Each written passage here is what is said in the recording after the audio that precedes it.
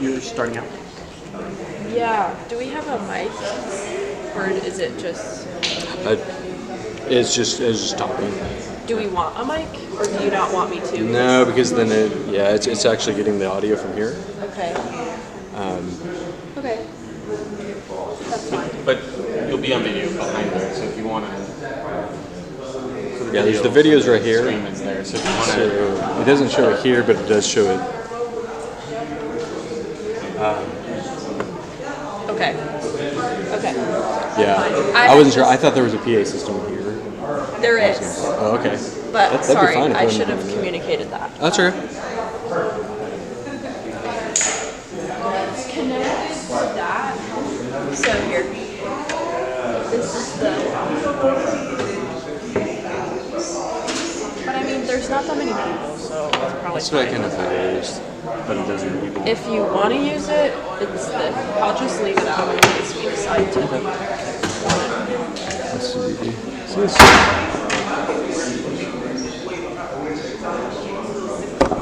Yep.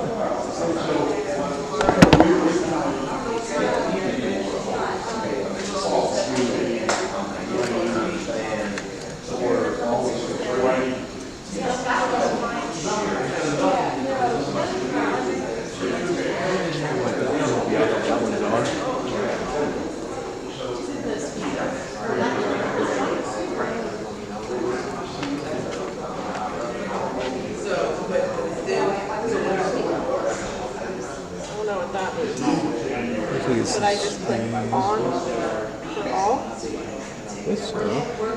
Yeah, for I could turn it off and turn it back on.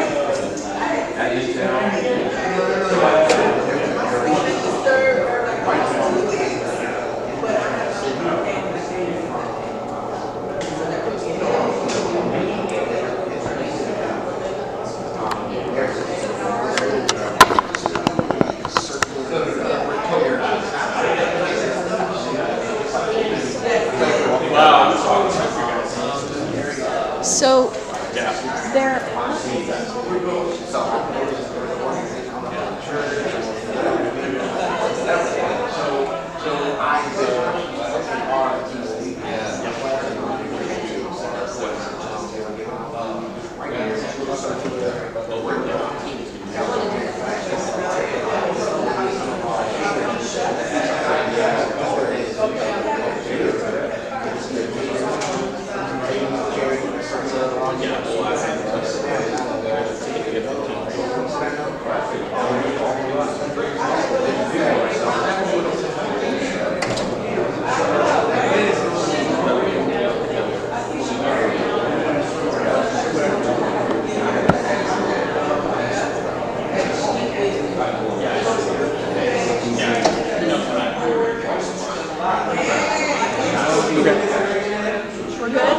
looks like it. I was just gonna check, make sure it's still recording. Yeah, we have 2 people watching right now. Yay!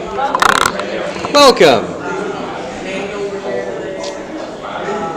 So that, just so you know, like it's gonna Don't look move like it. that. Okay. Yeah, but it doesn't show up there. Got it.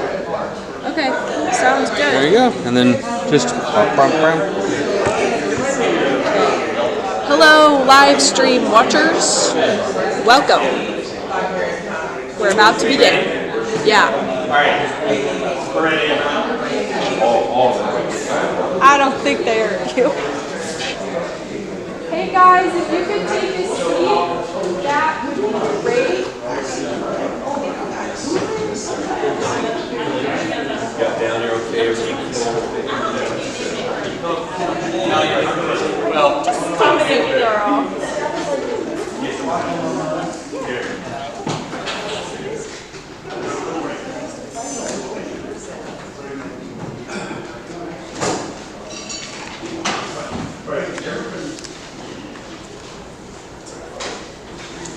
Thank you guys for coming. Welcome to the 2024 Breadcoin Conference. I'm Harmony Lajeunesse Gaskins. Yeah.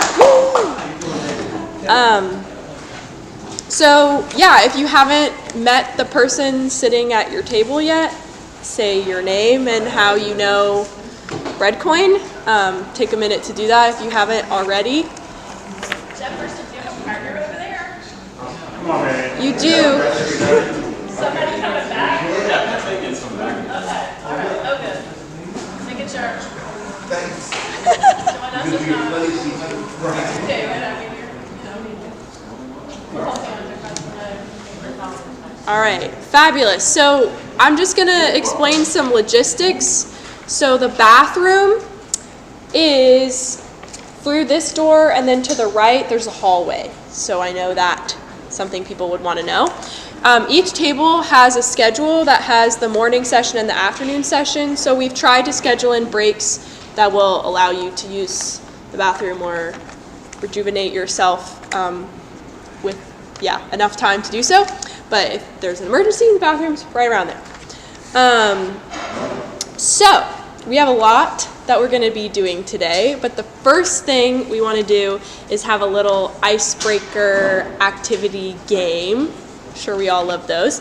And so the way this is going to work is it's rock, paper, scissors, but it's kind of like the game Amoeba, where you have to latch, like you join partners with the person that beat you. So say Carrie and I are playing. If she wins, then I am then cheering for her, and she goes and finds someone else. And then if she wins, she beats that person, they then join our team to cheer, and then there will be a final winner. Does that make sense? Any questions? No? We're going to go through it twice, right? Let's do it twice. Sure. We'll do another round, right? Okay, just, go. Am I the only person that doesn't know what beats what in rock, paper, scissors? Oh, all right. I have no idea. Okay, so there's rock beats paper and scissors. Paper covers rock. Yeah, trick question. Rock beats scissors, paper covers rock, scissors cuts paper. There we go. All right, ready, set, go. Find a partner.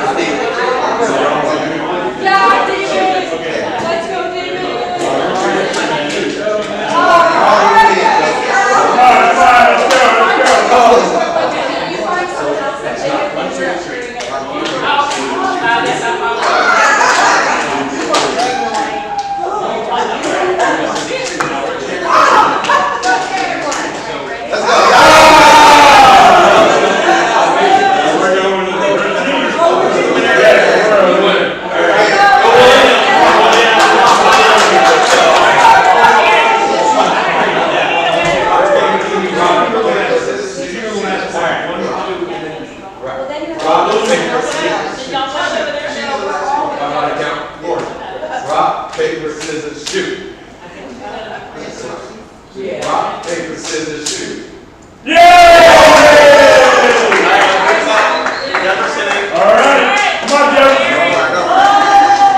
paper, scissors, shoot. Rock, paper, scissors, shoot.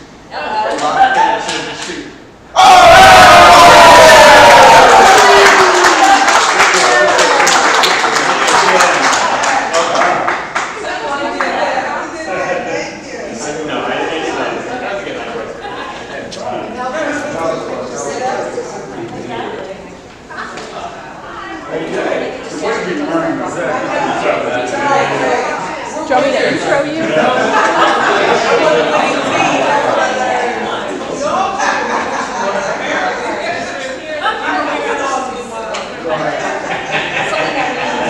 You know what, that is a great idea.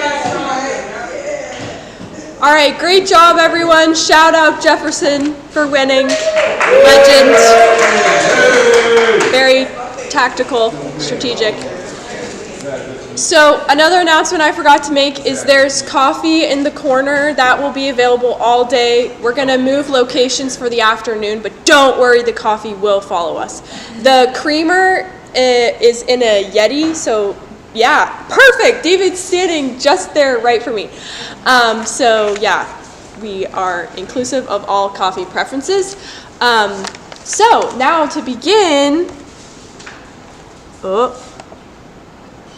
our first presenter of the day is Scott Borger, the founder and CEO of Breadcoin.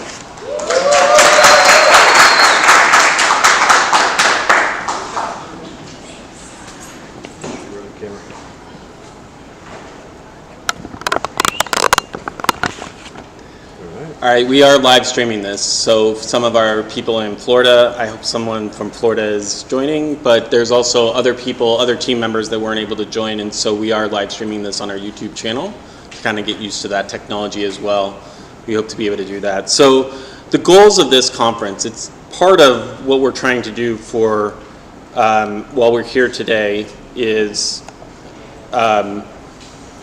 first of all, to connect the team, to be physically in a space together. We often are working in our different areas and different people get to see different people, so we're obviously trying to just feel that sense of connection as we also serve together. So one of the activities that we wanted to do was to be able to serve this community. So we're meeting right here in our co-working space. We have a small office on the second floor that is kind of just a co-working for nonprofits. And in the festival center, we kind of wanted to serve all the different nonprofits that are doing good work in the community, but to introduce to them the table. And since kind of Breadcoin serves these in the community all the time, we have an opportunity to be able to serve together ourselves and just kind of have that experience, kind of shared experience.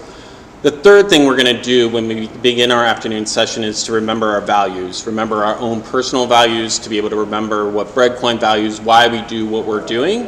And then we're going to train new team members. So part of this is literally to be able to have both a recording, but also a opportunity to be able to hear from so many different people that have different aspects of Breadcoin that are key to being able to understand the roles that we have. We have a new vendor ambassador for DC, Zakaria. Thank you for coming. Great to see you. We have a new Baltimore vendor ambassador, Jefferson. Thank you for coming. And we have other team members. So we have Roxanne, who's from Eastern Maryland. We're doing a rural pilot project at the beginning of next year. And she's out here to represent the team that's going to start to bring Breadcoin there. So thank you. And part of it is just to remember all the different jobs and all the different aspects of who does what in Breadcoin. And so we're really excited. Over the course of the day, you'll see about 25 to 27 different people that are coming through, but not everybody could make it for the early session. So that's why there's extra chairs here. But thank you guys all for coming and taking time out of your busy schedules to be able to hear this. So part of the conference agenda, I'm going to give opening remarks. We're going to do an exercise about how we allocate resources, thinking about the stories that we encounter on a day-to-day basis and how do you make decisions about those, and just be able to experience that and just be able to understand and just reflect back. We're going to consolidate tables so that we have 3 tables of 15. So when we get to that moment, just know that we're going to kind of combine tables together. We're going to do the flash table event at noon. We'll take some time to be able to train about that. Set it up, tear down, and using a new vendor that we have. Lizbeth is the caterer for the festival center, and she's joined Breadcoin as the newest vendor in DC, and so really excited about having her serve. She's deeply committed to how food brings community together, and so there's a like vision in that. And then we have our afternoon sessions. There's going to be 3 afternoon sessions. Many of you guys are speaking. We appreciate your willingness to be able to share kind of with the rest of the team kind of your element or your area. So we're really excited about that. So one of the things that we've learned over the course of this year that we took a lot of time to be able to do was often when we introduce Breadcoin as here's this incredibly innovative food token, community-wide gift certificate that's able to feed people with dignity. And so we're talking about kind of our product, before we even get to the issues that our product's able to do. And there's so many different ways that Breadcoin can be used in the community. We've come up with a list of like 30 different ways that Breadcoin can be used in the community. But what we found is that it's more compelling to be able to start a presentation, or as we're sharing about Breadcoin, to be able to talk about the problem. And there are a lot of different issues that Breadcoin's able to solve. But kind of the three that we're going to highlight at least today, and we've started to highlight a little bit more frequently, and much of this language is pretty common, but being able to start with the idea of what are the problems that Breadcoin's trying to solve. So the first thing that Breadcoin's trying to solve is lack of nutritious food. We often talk about this as being the kitchen gap, but there's a lot of reasons why in a community that individuals resort to ultra-processed foods, because they don't have access to a kitchen, because that is the high calories that they can afford to have, because it's convenient, because it's easy. But because of that, that has all sorts of health consequences. And we've started to see research in the public health space about how much ultra-processed foods can impact the health, the mental health, the well-being of our communities. And so thinking about if we're going to address it, that groceries are not always going to be the solution for the community to be able to address food insecurity. That groceries may be part of the solution, especially if you have access to a kitchen to be able to prepare a meal, to be able to have that dignity. It is an important part of what we want to see. But if you don't have access to a kitchen, if there is places where a kitchen isn't available, then we have to think about new and unique ways. We obviously think about soup kitchens often, but those are often for one population. They're often limited in terms of time, in terms of the requirements to be able to come in. And so what Breadcoin's able to do is to be able to think beyond that, to be able to provide a nutritious meal. And we'll talk about how that's a solution. The second way that we've come to understand kind of the issues that are facing some of our low-income communities is that money doesn't stay in the community very long. That it is flowing out of the community as fast as it's flowing in. That when you think about the funds that are going in for food aid, that are going to provide kind of meals or groceries through SNAP benefits, that those funds are basically going to multinational corporations, they're going to the large grocery stores. The money's not staying in the community long. For those that are providing rent or having rent assistance, the landlords tend not to live in the neighborhoods where people are at. And so what we're seeing is that when money flows into a community east of the river, that money is flowing out within 3 to 5 business days at like 90 to 95%. And that means that there's not economic vitality. And part of what Breadcoin's trying to address is that it is costly for businesses in those locations. There's not as much income, but they're facing the same costs as other communities. And so there isn't that vitality that other neighborhoods have. And so that's one of the issues that we've been able to identify as the problem that we need to think about. The third thing is this lack of connectedness. So we obviously are facing not only an epidemic of loneliness and isolation, which our Surgeon General has talked about back in 2023, issued a report around just the health impacts of that and how much it's equivalent to having a pack and a half of cigarettes a day just for the impact on your health of being lonely and isolated. But this is in all communities, and the impact on the community, the impact that it has. Breadcoin is one of those tools that is able to bring people together. And so thinking about the role that Breadcoin plays in the connectedness, the connective tissue in a community is important. And so we're going to talk about that more over the course of this conference. But I just wanted to bring that up as a problem that Breadcoin is trying to address. So as all you guys know that are in the room, right, we partner with restaurants. That's the solution to the nutritious meals. We're able to provide a nutritious meal, a home-cooked meal. Often our kitchens are scratch kitchens, like Peter O'Pear there at Open Crumb, that are cooking everything from scratch, and it's a way better way to eat. We also extend access to credit. So we saw J&J's, which is one of our largest in DC, that is able to get a loan so that he can expand his business because he's going into a new food hall in Silver Spring. And so just our ability to extend credit, I think we've extended about $83,000 worth of loans this year. So it can make a real impact on the community to be able to have that access to credit, and we're glad to be able to provide that for our vendors. And then finally, it's the ability to be able to connect around the table, and there'll be others that are talking about this, the role that Williams played in setting tables and thinking about what does it look like for us to not just set tables in the community through a flash table, but also through the ability to, what does it look like for us to do shared tables, to take this network of vendors and be able to gather people together around a common table.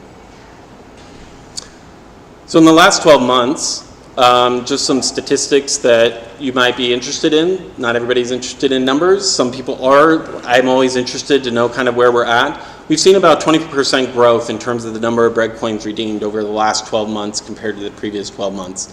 So we are at about 100,000 redeemed, and then we're going to be about 125,000 at least through the 12 months that ended in October, and that's probably about where we'll end up at the end of the year. We have 161 vendors, 34% growth, a lot thanks to Pam and her ability to be able to onboard so many different vendors. That's exciting to be able to see the number of vendors that are expanding and being able to add to the choice in the community. And then we've rapidly grown our purchase program, the ability for nonprofits to be able to come and purchase coins, to be able to have recurring meals and stuff like that, we've been able to really grow the purchase program, and so we've been able to see that. In addition to that, we've about doubled the number of team hours. So that's people that are on the Breadcoin team here. So this is not volunteers that are out at flash tables. That's just our time that we spend, where Nicole, Knox, or someone will ask you how many hours that you've spent in the community, or you're recording it on the Time app. Those are the hours that we're recording. We're able to grow our capacity because we have more hours spent by the team across the board. We've seen a lot of growth in the number of subscribers. So we've seen a 43% growth in the number of subscribers, going from about 2,000 to about 3,000 subscribers on our newsletter. And I think that's indicative of the number of people that you guys are in contact with that are wanting to sign up, to wanting to learn more about Breadcoin. And I think that that's pretty exciting. And then we did a lot more, probably 3 times the number of table events as we had done the previous year, because of a grant by a family foundation that enabled us to be able to put tables in the community. And I know that they're a lot of work. Pennsylvania started to do these table events, and they're just so much work to be able to put together. William, you've been doing it for so long, but it's such an impactful way to be able to connect in the community. And I think it's a powerful way that we've fed people, but given them that dignity. So 2,000 people have come to our common tables that we've set in the community, and that's been pretty exciting to be able to connect with them. The other thing we've been able to do is to be able to sign up new volunteers. So we've had 113 new volunteers that have signed up as part of the Breadcoin network. This is not part of kind of the people that are consistently coming as volunteers, but people that are kind of coming out to our table events, and I think it's really exciting. So up till then, I think we had about 40 volunteers that had signed up. So a rapid increase in the number of volunteers in this calendar year. So the other thing that I kind of wanted to bring up as I was kind of sharing with you guys this morning in terms of our opening remark is to talk about a little bit about the strategic priorities that the board of directors set as they identified kind of our strategic priorities for our organization. And I think it's worth talking about some of those things. So the first thing that we do as a system is to be able to manage the system. That's everything from onboarding vendors to being able to pick up the coins to being able to go into partners, finding the distribution partners, to being able to process all the payments and being able to provide the financial backing. We also then are growing the network. So part of the goals of what we're trying to do is and what a lot of us are spending our time on is trying to grow, expand the awareness of Breadcoin, trying to expand the number of vendors, expand the number of partners, expand the number of donors, so that we can put more coins into the network at the same time. We're also building capacity. So we kind of view this a little bit differently. So building capacity is twofold. One is this conference is a training. It is building the capacity of our organization to be able to have common language, to be able to learn, to be able to grow, and have more people that are in the community that are sharing Breadcoin. It's also the funds that are kind of unrestricted funds that allow us to be able to have the team that's in the community that isn't related necessarily to the Breadcoins that are feeding people, but having those funds that are available to be able to grow what the organization's doing and be able to build those automations. Now, obviously, as part of the managing our system, we're trying to make that as efficient as possible so that we can feed more people, but building our capacity is a big part of what we're trying to see happen in the community. The other two aspects that Breadcoin has prioritized, and eventually these may be separate organizations that do these, but they're a core part of what Breadcoin does, which is to extend credit and to set tables. And so we'll talk about those a little bit more. But what I wanted to do right now was to be able to talk about just all the different things that happened in 2024 that I think you'd be interested to be able to know kind of the things that are happening on the ground, in addition to the numbers and seeing the number of people fed that we're working on to be able to build out kind of what Breadcoin's doing. So among those are these Discover Breadcoin events, to be able to, they're virtual events that happen on the third, it's the third, right? Or it's the fourth? Third? Second? Third, the third Tuesday of the month, we do a virtual call for anybody across the nation to be able to be introduced to Breadcoin. And that just allows you to be able to invite your neighbors and friends. Just if they're hearing about Breadcoin, know that there's always a virtual event that they can come join, hear from the broad group of the team to be able to do that. We've set up an events webpage, which Harmony will talk about that later. We've added new team members. We've built in Notion, which we'll talk about as well, which is a productivity tool for tasking and some of our databases. We have new Breadcoin forms, which we'll talk about. We have the volunteer sign up, the emergency response appeals, a shared table events. We started to do Virginia redemptions for the first time in the calendar year 2024. We restructured Baltimore back in June and are starting to build up the momentum in Baltimore again. We're doing immersive fundraising events, one of which is being done in Pennsylvania on Monday.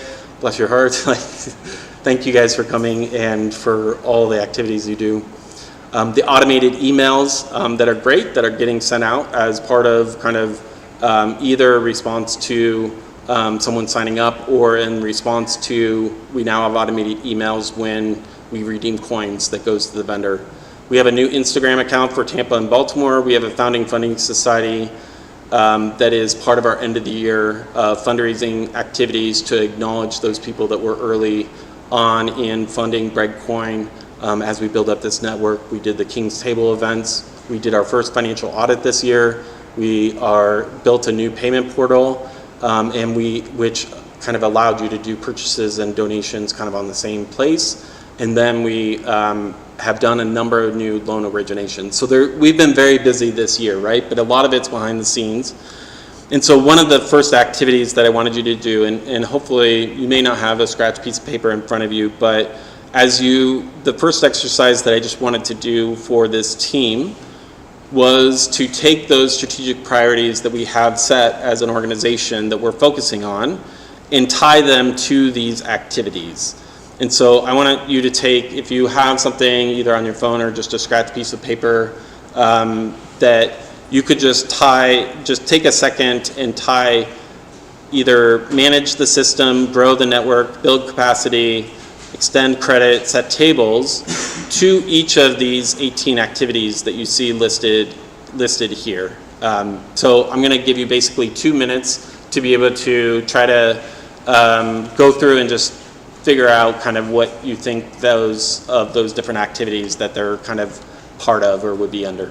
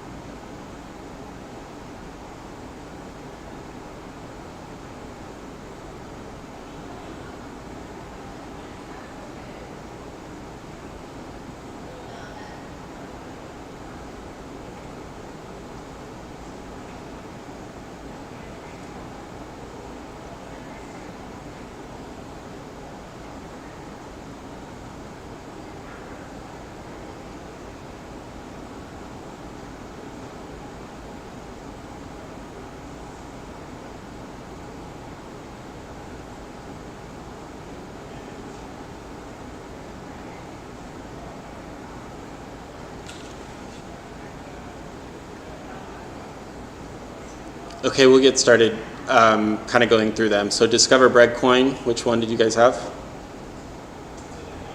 2. Yeah, 2. Events, website page. This is hard. 2.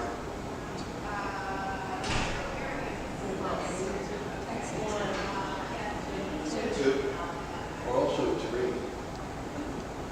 Yeah, it could have been any of those. Well, and it could have been setting the tables too, because we often do that. Yeah. What about new team members? 3. Yep, 3. Notion, 1. Breadcoin forms, 1. Volunteer sign up, 2. Emergency, or it could be 1 as well. It definitely helps us, but definitely 2 is the goal of that. Emergency response appeals. 1.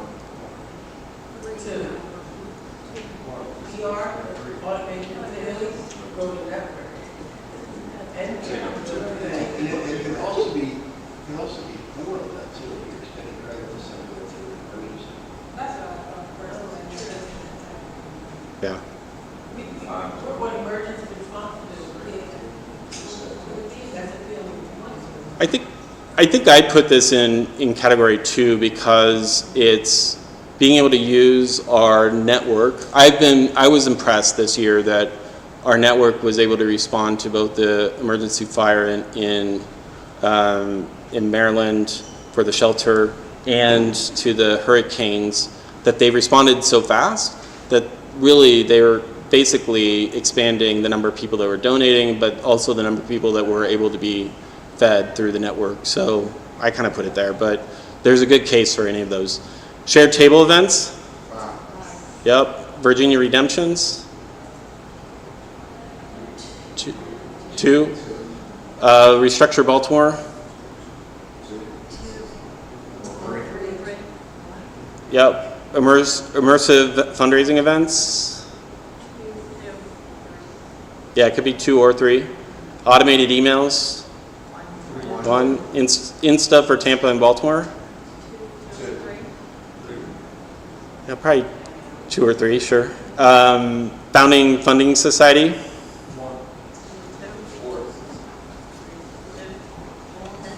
4. King's Table event.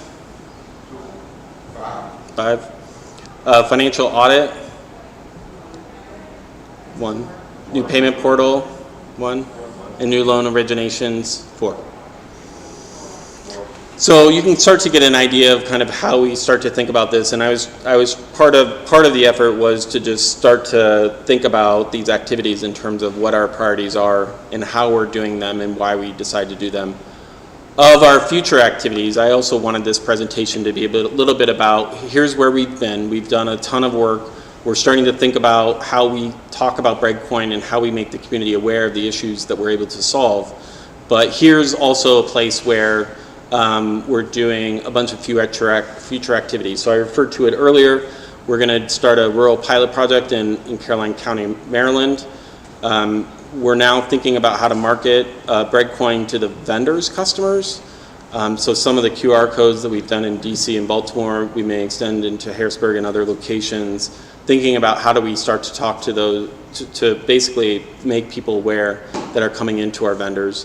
We have Breadcoin Day, the digital table token, which you're going to be introduced to later today. We're now, because of our financial audit, eligible for CFC.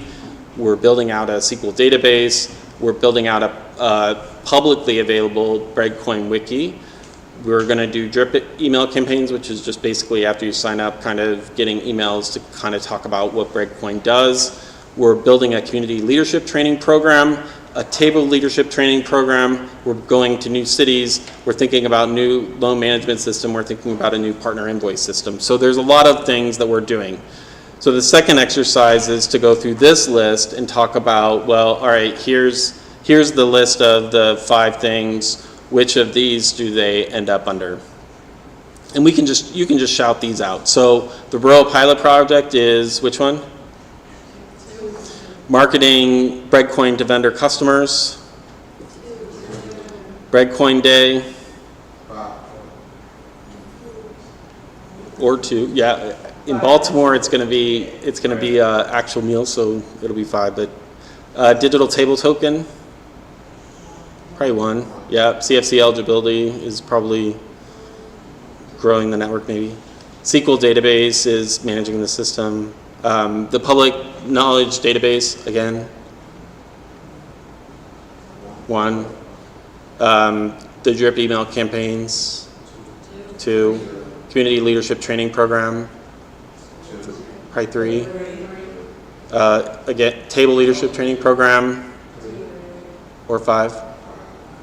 The new Breadcoin cities, two. Loan management system, new partner invoice is one. So it just gives you an idea of kind of how we think about how we're starting to frame some of the things that we're doing and what we're kind of focusing on or emphasizing.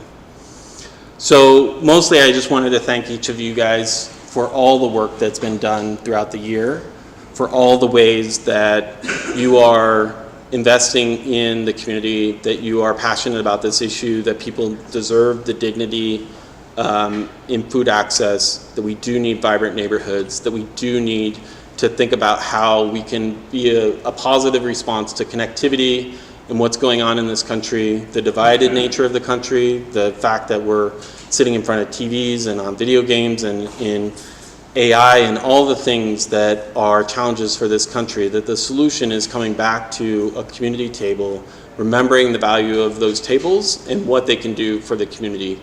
And so I'm really excited about all the things that we're going to do this afternoon and throughout the day. And so thank you guys for your presence and all you do to create this community response to hunger.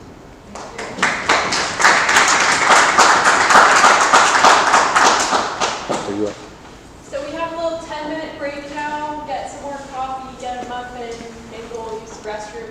And then after 10 minutes, we're going to have a fun activity, group activity. So make sure you're seated at a table with 5 people. If there are 5 people, you're going to need a...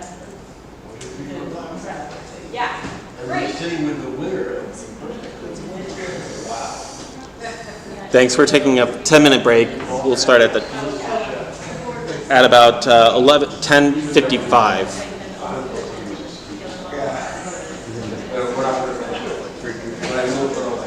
Yeah, there was like 5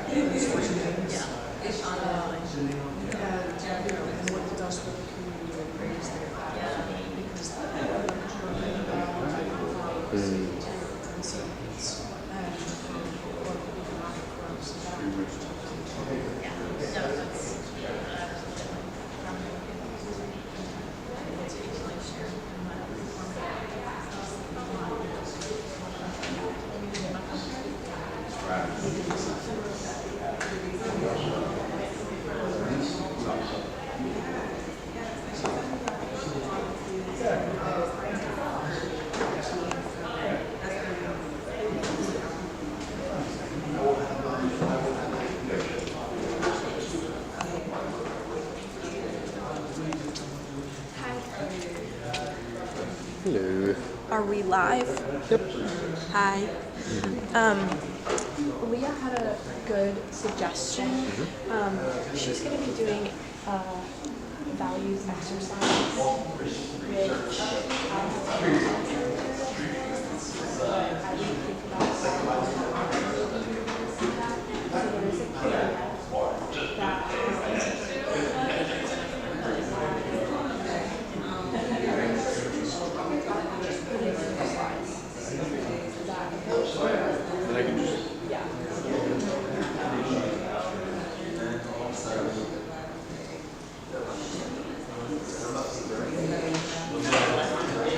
Thank you.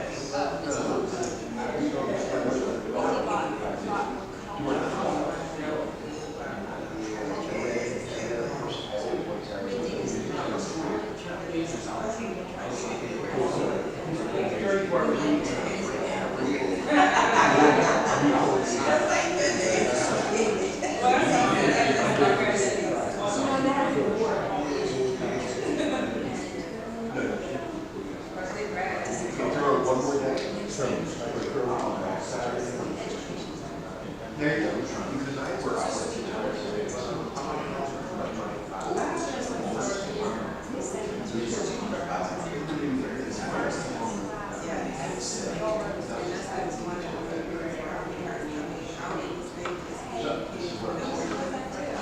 Let's say you work 8 hours.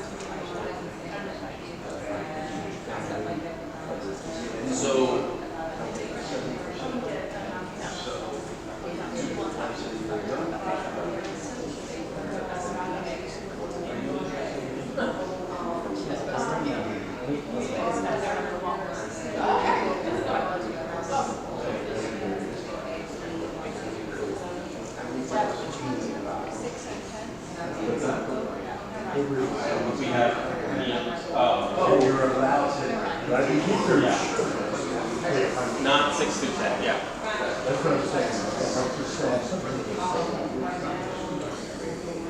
All right, welcome back. So I hope you were able to get a small break. Thank you to the few that are joining online. Appreciate you joining and seeing this. This activity may be a little bit slower. What we're going to do right now is basically, if people get at a table with 5 other people, it'll be important to have the different options and the discussions.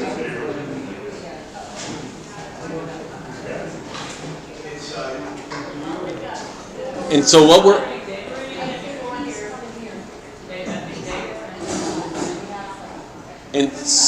we're going to do is Harmony's going to pass out some different examples of scenarios in the community, all of which are real stories that we have heard over the years of kind of how people may use bread coins. And part of this exercise is to have just a discussion. So when you're going to take one of the scenarios in the envelope and you're going to represent that scenario at your table. So you're going to basically advocate for that scenario getting bread coins as the solution. And what you're going to decide as a table is what is the most compelling case. What is the one group that you are that you want to basically give bread coins to in that moment. One of the things you'll note is that there may be times where there's a whole team that's getting it or 35 people that it's getting it. Think of it as if that scenario is there, that you could do it 35 times over. So don't think about how many people are getting it, but the scenario for the person that should get it. And this will be difficult, but we want you guys to come to a decision about which one you think is the most compelling case and to be able to advocate for that. So, so go ahead and open up your scenarios, hand them out to people. So everybody take one.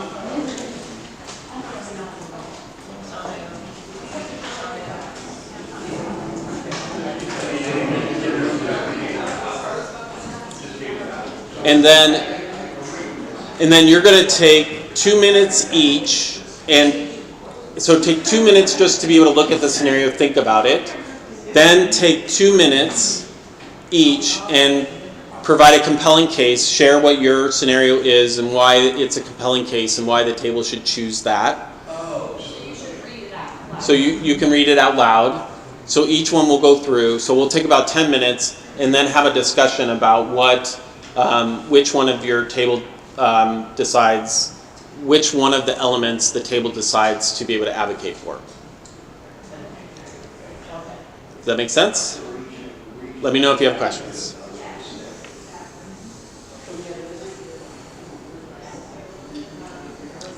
So for those online, they're going through a exercise to be able to, basically with a bunch of different breadcoin scenarios. I apologize that we don't have them for you to visualize, but you'll hear a little bit about it as they kind of share kind of what their table does. So thank you for your patience. It'll be probably 10 minutes of this exercise.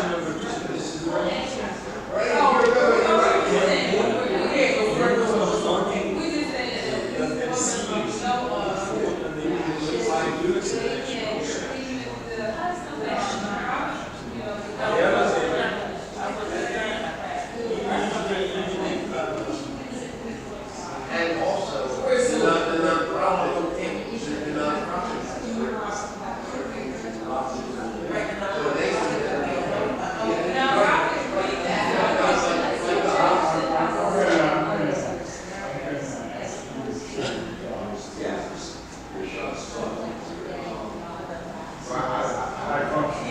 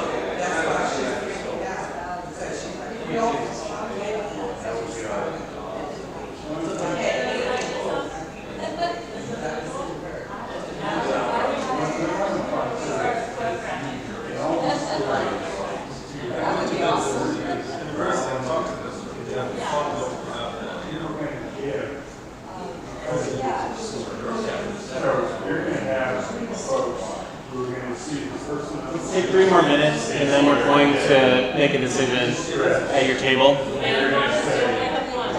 Only one?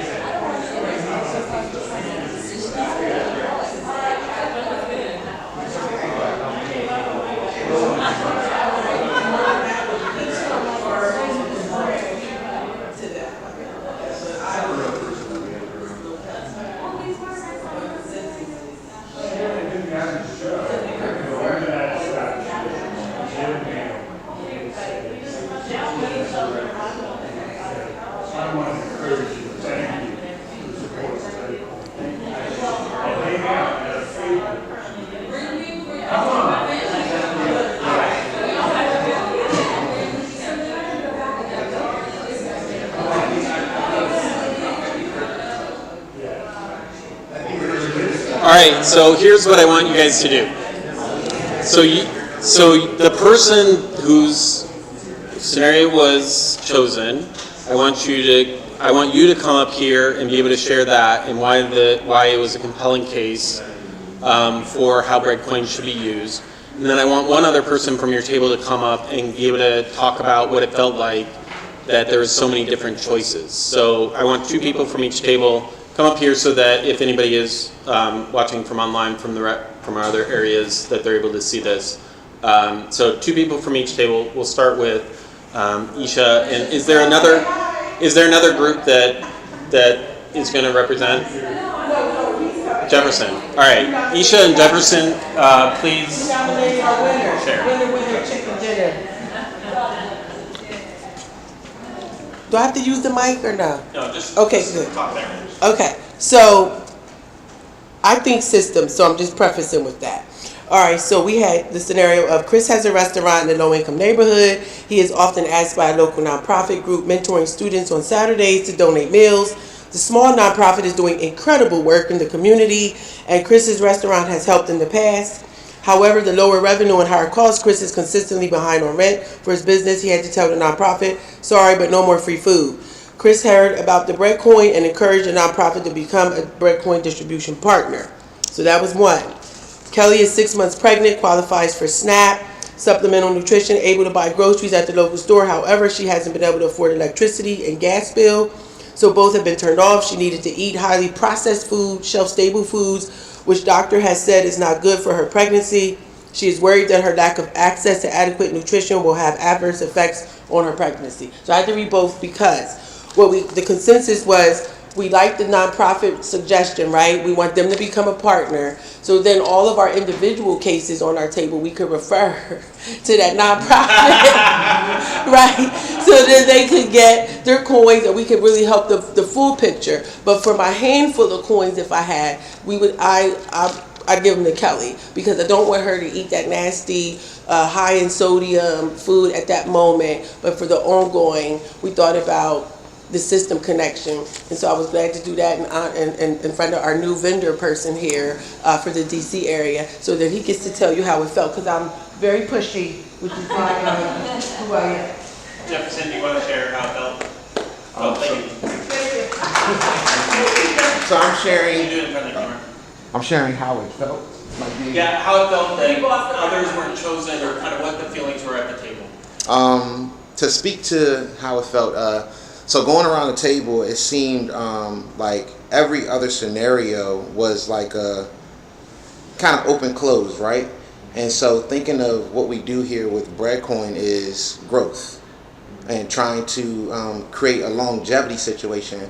So the option that we ended up going with, that was a ambassador to vendor kind of relationship. So there it would be able to be something that could be built in the community with Breadcoin. So I didn't choose my option. I can't remember to go over, but with the option we chose, it just seemed like that could be somewhere where now Breadcoin could be built and grown within that community. Yeah, that's great. Thank you. All right, who's the other person at the table that's going to go with you guys? Yeah, go ahead. Go ahead, Zakaria. No.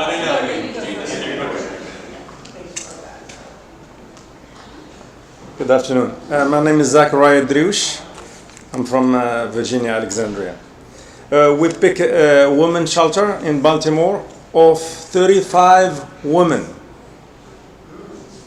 So the reason we choose this case is because we're gonna solve a problem for 35 women. They might have kids, they might have husband, who knows, family, something.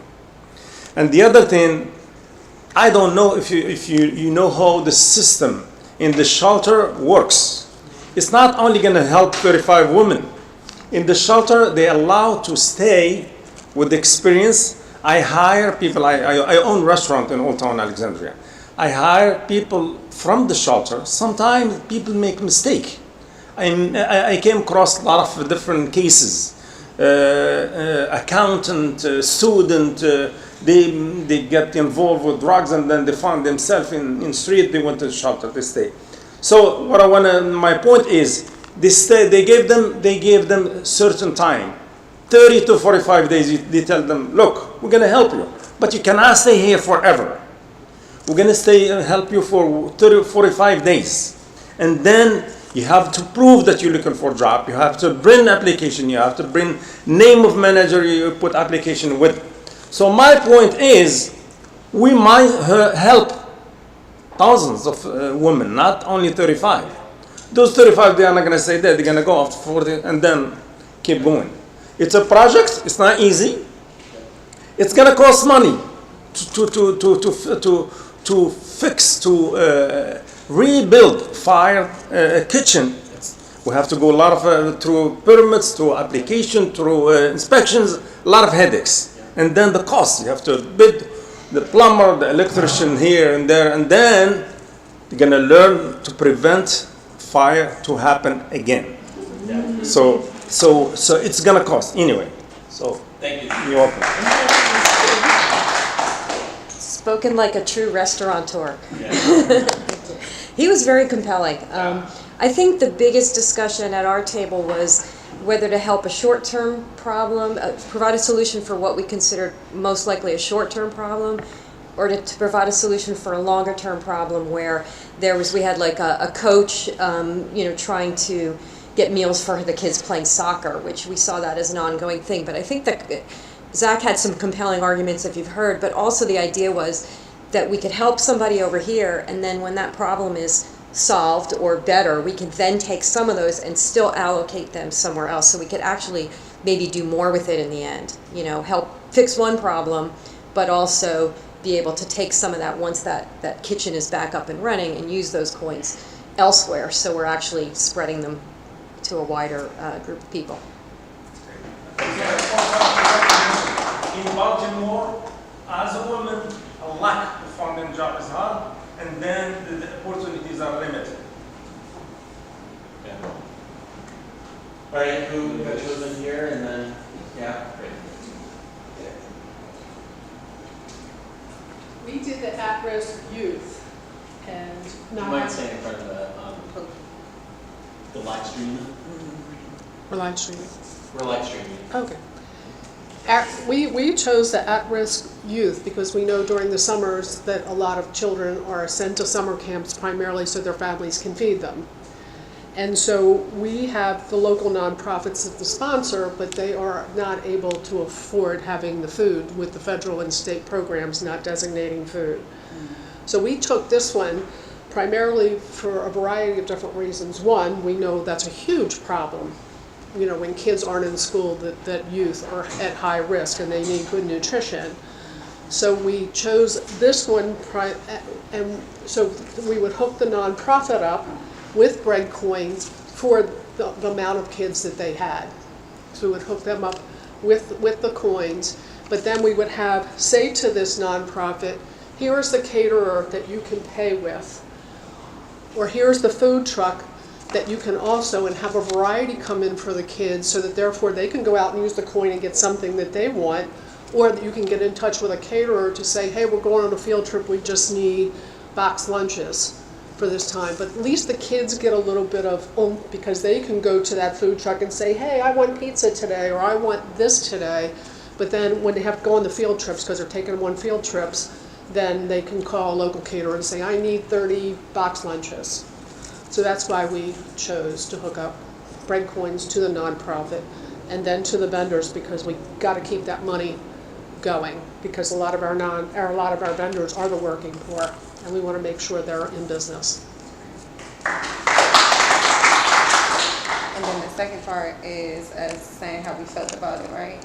Yeah. So it was definitely hard choosing from the different scenarios because all of them felt so important, and all of them definitely, I know for me, pulled on my heartstrings.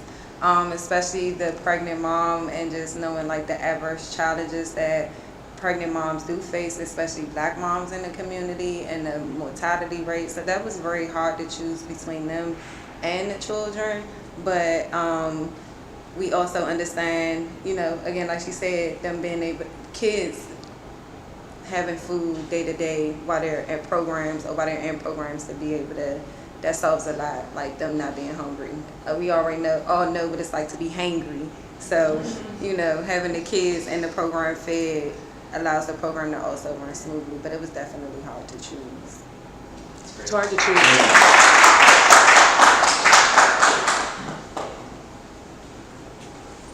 So thank you guys for the exercise. So two of the tables had the same scenarios, and one of them had different. So we were, there is 15 different scenarios that we did. What's your feedback of the exercise? What do you think about kind of how it, kind of what were you feeling while you're going? Yep, go ahead, Jefferson. I think this was a good controlled view of what we all experience within our respective community. Everyone has a need that we want to solve, but coming to a consensus of thinking of scalability. Yeah. Where can I put the coins where Breadcoin will grow? I can feed this family and give them these coins, I can give these coins to these kids. But where can I place Breadcoins where it can be continuous, it can be scaled, and now that community will see continuous coins instead of serving this one family that has this food insecurity. It's like, okay, I can do this now, but where can I put this coin so that it just no longer has this insecurity, and I have to be that one coming out of pocket to feed you. That's right. Yeah, Roxanne. It was interesting because we talked about the police also, but everything that we talked about was about networking. It wasn't just getting food to that person. Yeah. Was having the police so that there was something positive when they went to somebody who didn't have food and they could help them, and then help with crime. Or with a pregnant woman, going to that case manager so that she could help. Or going to this nonprofit to help the children. So it's all about networking and pulling vendors in and nonprofits and everybody. It was the village. Yeah, Which was a beautiful that's thing. exactly right. The networking effect, the connectivity, the making sure that people are in that connection is great. Yeah, I think you had. It definitely was inspiring, especially with the pregnant one. Like I was got my wheels going of like, how would she get her Breadcoin? Like, where does it go? How does that align? And I just think like with like they have something called Black Women Thriving East of the River, and one of the things that they look at is like women and health, right? And like pushing something like this, Breadcoins to, you know, our children's, like different places that we know in the community that parents go to, that pregnant moms, like we don't talk enough about nutrition in my opinion. So like all of these different scenarios, and then I also serve a lot of youth in the community, and like our biggest thing is always being able to feed them. How are we going to feed them? Even now, I'm like, we have a budget, and I'm like, we don't even need to pay ourselves. We need to feed them because we know that it's such a big thing. So to like go in here and hear that we have this like option, this is really dangerous. Yeah. For the sake of arguing, I had a person, I was representing one college student who had a Pell Grant and didn't have any food assistance. And so it was hard to make a case for one person against, you know, a whole team, a whole classroom, a whole shelter, different things. And so it wasn't exactly a parallel, like if it was like set up a program for Pell Grant students to get food assistance, I could have made a more of a case, maybe. Like, this could help a ton of students in this one university. Yeah. For sure. But I'm worried about No, that's definitely an area that we need to group this I in. was also just going to say, in our initial discussions, I think, you know, every scenario you approach it very emotionally, and I'm guessing when you or your board or teams make decisions about where to put coins in your community, at least we realize how difficult these decisions are, because of course we were all like, well, we want to help everyone, and then we said, well, how about if we split it between two? And then we said, no, we have to pick one. And so I think what happened here is we were all really emotional about our scenarios or other scenarios, and then we kind of got down to business, and you have to kind of take that different viewpoint, which is really hard. But these decisions are hard because you can't help everyone. We like to, you know, right? Yeah. David. Thank you for the reasons that Pam just shared. I think this would work really well on a fundraiser. Yes. Which is where the idea came up from. I appreciate Pennsylvania. This was kind of a test case. I wanted to do it on our team first before we sent it out to the public just to see what the experience was. But we've been doing these immersive experiences where people can kind of experience what Breadcoin is, kind of encounter the vendors, to be able to do, kind of to bring people into the environment. But this is a brilliant way that Pennsylvania just wanted to go a little bit more immersive. And so this is, I really do think that it's the difficult choice that we have to make, and especially when there aren't new coins that are coming in. And we hear so many stories, so many different ways of Breadcoins that could be used in the community, that we have to remind ourselves why we fight to be able to ask people to become recurring donors, because it is that community response. It's not someone individually going out, it's being able to say as a community, who's in that relationship that's going to be able to come alongside, that is going to expand food access over time. How do we think about that strategically? And that's the choices that we're making, but we can't do it unless we don't have, if we don't have kind of those recurring donors. And so what the most fun that we've ever had was that moment when we did the first kind of push for members, and we had, I don't know, 110 members sign up, or the equivalent of 110 members, and we had like 11 different partners that we had to bring on board at one time. Wouldn't that be fun? Wouldn't that be beautiful to be able to address 11 of these situations, to be able to say, yeah, no, you need more. You need to be able to come alongside those students better. And so that's I think that is how it's going to be used. So I appreciate you guys engaging in this activity. I think it was a huge success. Thank you to Harmony for all the work you did in putting through those scenarios, for William for walking alongside and figuring out kind of what those are. If you guys have suggestions for how they could be improved, there is another set.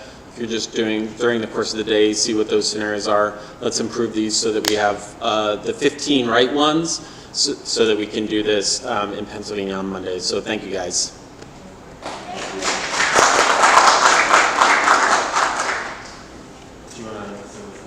Yeah, David, you want to talk about the table token?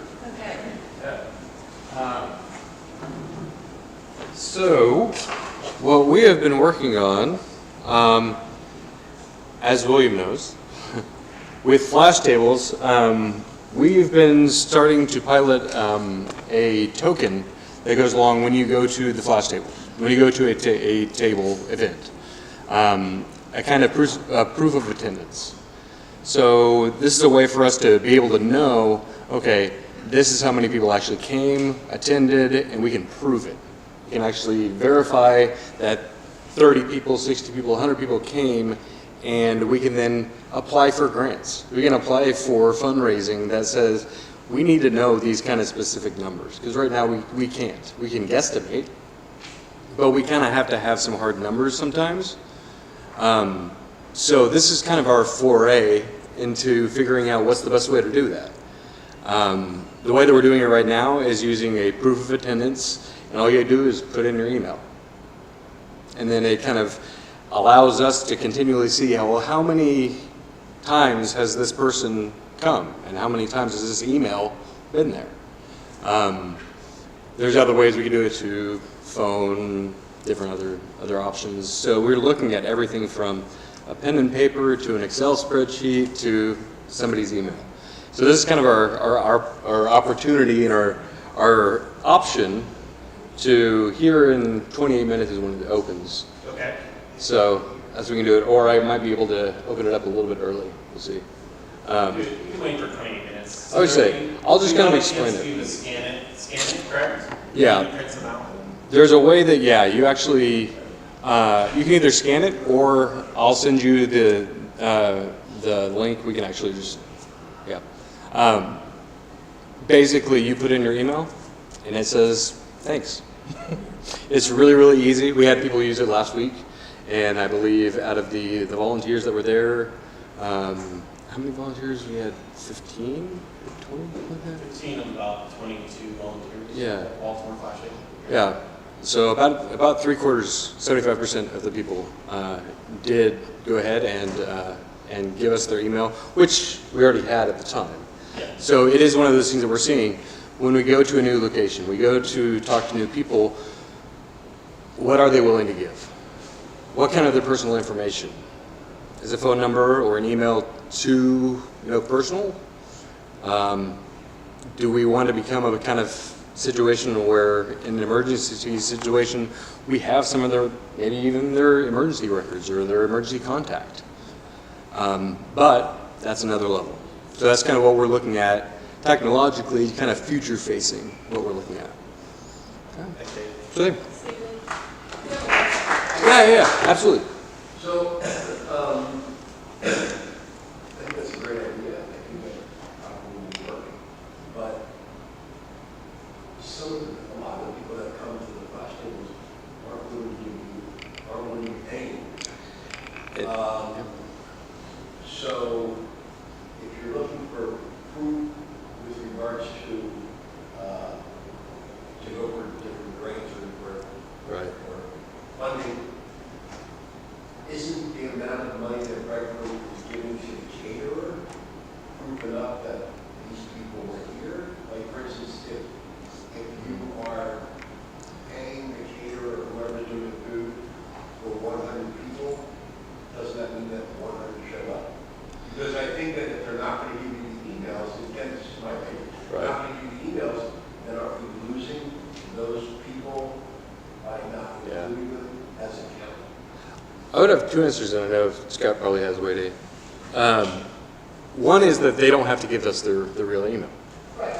They can just say, unknown@unknown.com. And as long as they continue to use that email every time they show up, then we know. The other way is every time might not be a flash table. It might be a fundraising table. It might be a completely different event that doesn't have the kind of same consistency as a flash table, or the kind of temporary kind of accommodations as a flash table. And so we can kind of see where does the person move throughout the community as well.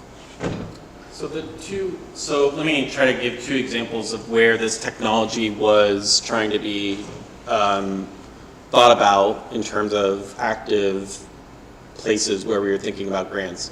One was in the space of alternative high schools.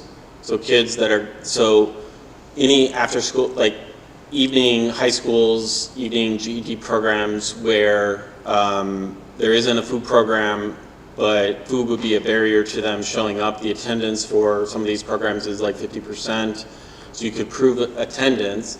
But even if there was 30 people in the class, you wouldn't want to be able to distribute 30 bread coins. You'd want that to be tied to the 15 people that showed up, not the 30. And so part of it is just recognizing that if there's a way, and obviously if there's a long-term relationship, which is kind of how we would expect many of these to be, that there would be some way to be able to do it technologically, even if you didn't have an email address. We're looking at those kind of things. The second one was we're kind of thinking about meals in terms of being able to scale peer-to-peer education in the community. And so thinking about having our restaurants, caterers, be able to provide meals in the community where there's a training about some sort of health education or something like that, and that education happens, but then they can go and share it with their neighbors. And so someone that is not on a place where Breadcoin team isn't at, but that they're able to go and set a table for 10 people, their neighbors, and all of a sudden they're able to use our restaurant, they're able to gather 10 people, they're able to share the health education that was relevant for that week, and they're able to credibly say, hey, I had 10 people at the table, the restaurant got paid for the 10 meals, so then you're able to make sure that that happens, but then the grant recipient, the person that's doing this actually knows this is the impact, this is, instead of just meeting 10 people's needs, you're now doing 100 because you're allowing people to be able to host tables themselves because they're the community leader, they're the ones that are the credible convener at a table, and we want to be able to empower them to be able to do that. And so part of this is just thinking about the technology that would allow us to do it without us having to have a person that's on staff there every time we're convening a table in the community. So, sorry, go ahead. That's right. And that's exactly where we're going. We think about, for youth, gamifying it. We're thinking about, like, you show up once and then the next meal is provided, so you just keep, and then the next time you show up, then that next meal is provided, so you just continue to get, and we don't want them directly converted from digital. The reason why we call them table tokens is we'll have a digital version of Breadcoin. They're not directly conversion, but there will be some convertibility between them. You have this, all right, you showed up, now I'm going to give you coins or something. That's exactly right. And that's exactly right. So I love that. Yeah. Go ahead, David. So we serve a meal each week, 6 weeks in a row at a camp in Harrisburg in the summer. We had a difficult time counting just the folks there, but in addition, we had a lot of campers would take meals.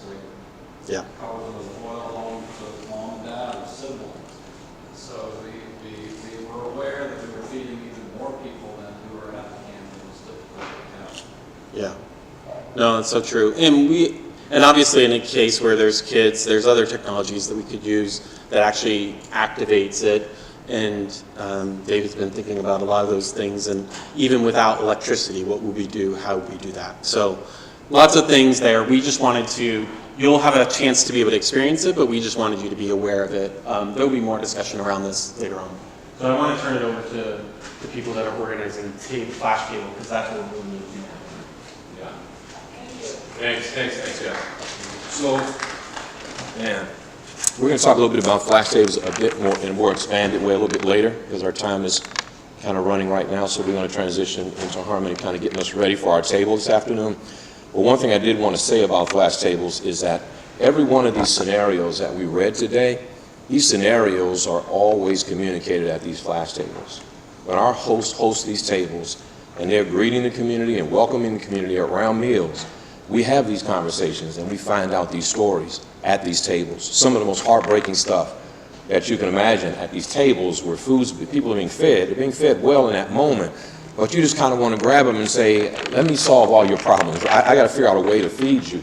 So these nonprofits and these, even the local vendors that we work with, are feeding the community to the point that sometimes they can't even pay their staff or pay themselves because they're trying to feed the community because there's so much need there. So we'll talk a bit more about the power of flash tables later and how we set those tables in the communities and in the cities where we are, and how we want more of that taking place and more often, because we find the whole network gets to come together around these tables, whether it's volunteers or Breadcoin representatives, the local vendors, and the residents in the communities themselves that come together around those tables, and we find out how this works. Because Breadcoin is not something we figured out, the community figured out how this works, and we just kind of follow along and say, okay, it works in this way best, whether it's a local school, whether it's in a community. So I just celebrate everybody. Thank you for your input today and communicating these things with us, because it helps us when we go out here and try to increase capacity, right? What does that even look like, right, from one city to another? So thank you so much, and we'll talk a little bit more flash tables in a minute, all right? See your hand, Tom. Yeah, so now for a bit of logistics. So at flash tables, we usually have a couple groups of volunteers. So I've divided you all up into 3 groups, and you're going to be in that group for 30 minutes of the flash table, and then you're going to rotate. So if you're group 1, then you'll rotate to the job group 2 is doing. If you're group 2, 3, 3, 1. So the 3 jobs are, group 1 is hosting a table. So what that means is you're going to be seated at a table with a guest, and your job is to ask them their name, who they are, just ask them their story. There's a lot of people here, there are a lot of people here who have hosted tables before at flash tables, so you can just look and see or listen how they are doing that to get some inspiration. The next group, group 2, is going to be serving meals to guests. So we're going to set tables and set out menus so that people seated in the foyer is where we're going to set up. They will see the menu and figure out what they want, and then each server is going to have, thanks to Pam, is going to have a little tiny menu that you can circle yourself, and then you're going to take that menu to the window that's through this corridor, and you're going to hand it to the caterer who's been working hard all morning to make the food. You can probably smell it. It's really good. But you're going to hand that to the caterer, and then she will see, okay, this person wants 1 of each of these. There's 3 options, and the person will pick 1 of each. So then they'll plate the food, you'll take the food on the plate, and then go serve it to the person. Does that make sense? Yeah. Okay, then the 3rd group is responsible for clearing dirty plates once someone is finished, and then resetting them. So we have boxes with all the cutlery, and we'll have a box for the dirty dishes. We've done this before, we'll do it again, and yeah. So your groups are, group 1, so you're starting with hosting, is David Vader, Ken, Carol, Leah, and if the person's not here, they may be coming later. Ben, Zach, Wanda, Kevin, and Lindsay. Then Kevin C. Kevin Copeland. Yes, you're in group 1. Group 2 is serving meals. That is Carrie, Isha, David Overholt, Aeon, Roxanne, Pam, Joe, and Bill. Group 3 is Nicole, Angela, Jefferson, John, Kevin W., Dana, Jared, and Claire. So, sorry? For group 3, you guys are clearing plates and setting the tables. And you'll also be checking to see that everybody has water in their cups. Yes, John? Just the idea of when do you sit down and eat yourself? Right. So when you are hosting the table is when you are going to be eating. So make sure you host when it's your turn to host in your 30-minute increment, because you also need to eat. This is your time to eat. So we have the flash tables here. We're going to set, we'll start with 5. Start with 5 of these in the foyer, kind of where the door is and leaving here. We'll cover them with tablecloths. We'll put a plate. We'll put cutlery, cups, and then we'll welcome guests. We've invited all the co-workers in this space to come. We've been word of mouth inviting people. You never know how that's going to go. It could mean 10 people or 60 people. So we'll adjust accordingly. But yeah, so you have a question. Table 1 is hosting? Yeah, group 1 is going to start out hosting. And then just kind of keep track yourself. Once it's about 30 minutes, switch to the next job. Does that make sense? Yeah. All right. Woo! Let's go.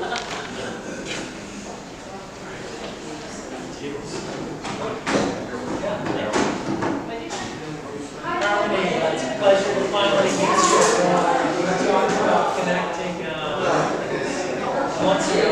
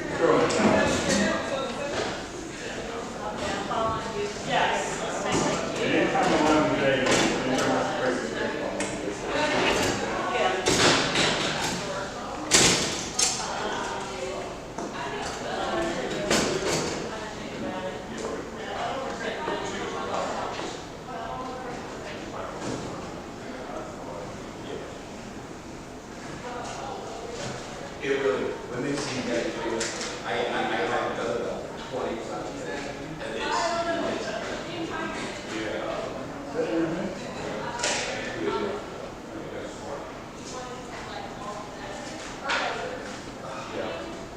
but I won't be wearing my heels.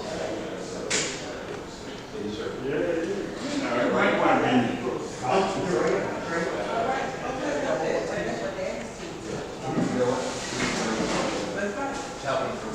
My man's team is going to come in. His brother plays television. He has a little art and 36. But he got a Super Bowl ring when he played for the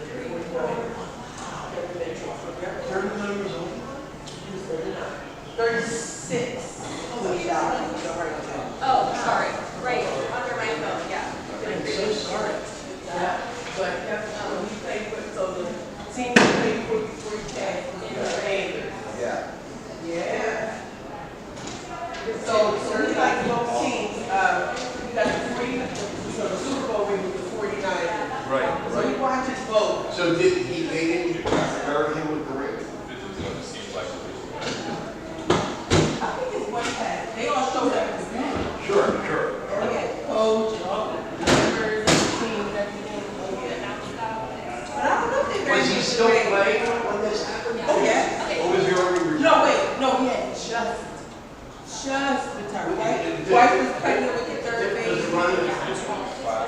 Well, so my man has lived to be well over than that. We're in our 50s. I'm 51. We're going to make 52. I'll be 52. So yeah, so it was, yeah.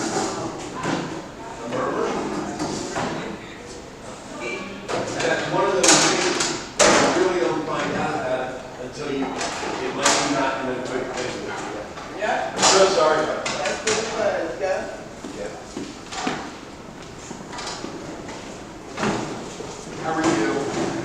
Good, how are you? Good. Fantastic. Ken, it's a pleasure. Yeah, nice to meet you, Ken.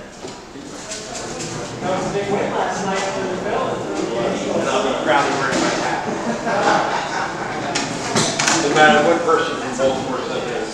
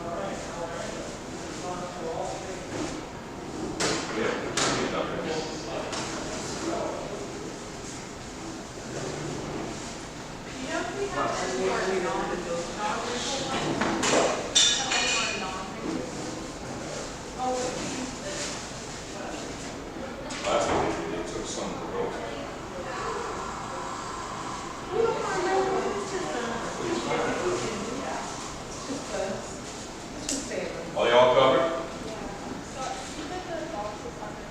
Are they all covered?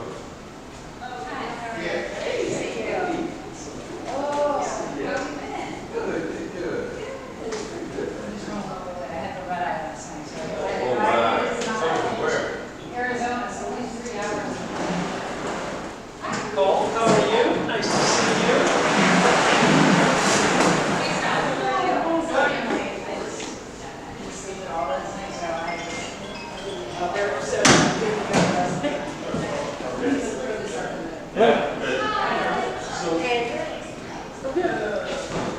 You might want to bring this up so that you don't get your hands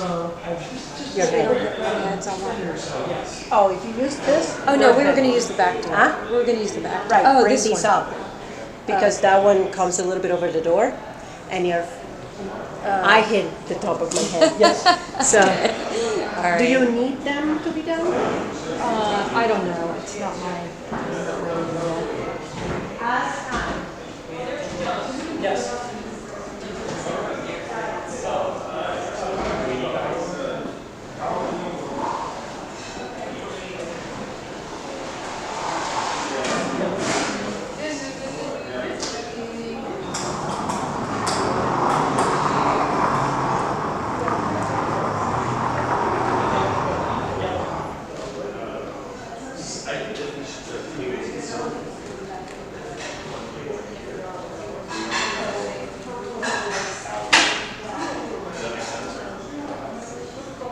Oh, yeah.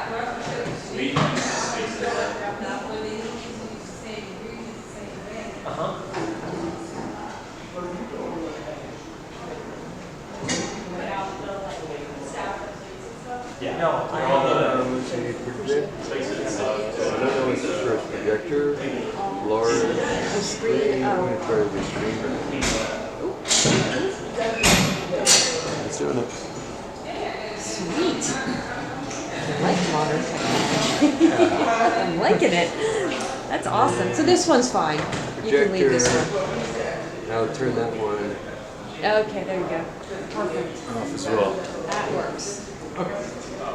So, yeah, you just walk up to people with your order thing and say, are you in group 2? Yep. You just, and say, would you like to do it? You just circle and you usually, I mean, you can just do it, just depends on how people.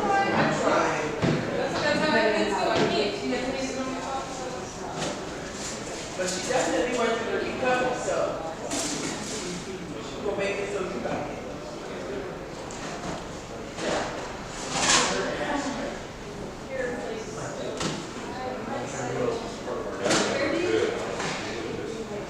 Oh.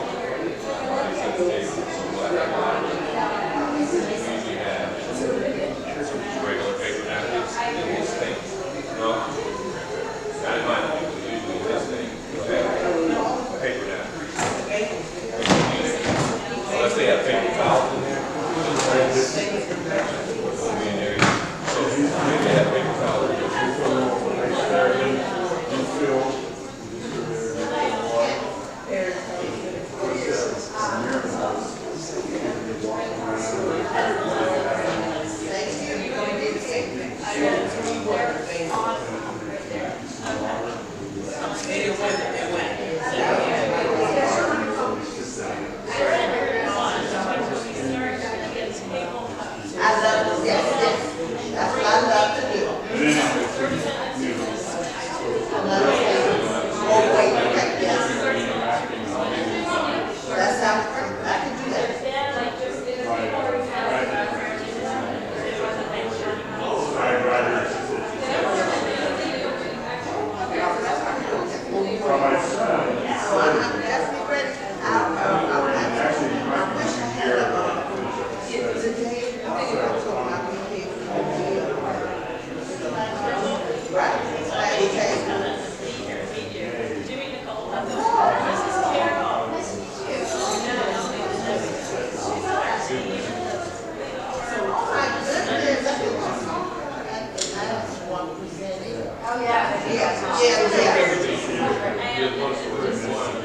Yes, I love it, yes, and we also purchased Breadcoin certificates.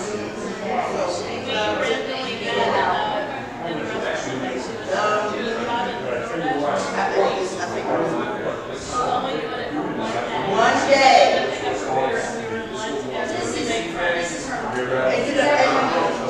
I know. I know, right? Like a bag, like a bag, like a swimming bag. Yes, acceptable. Here you are, what are you doing today? Hey. All right, so we were during instruction. You're clear enough to clear the tables and make and then reset. And after 30 minutes, you're going to switch to table one,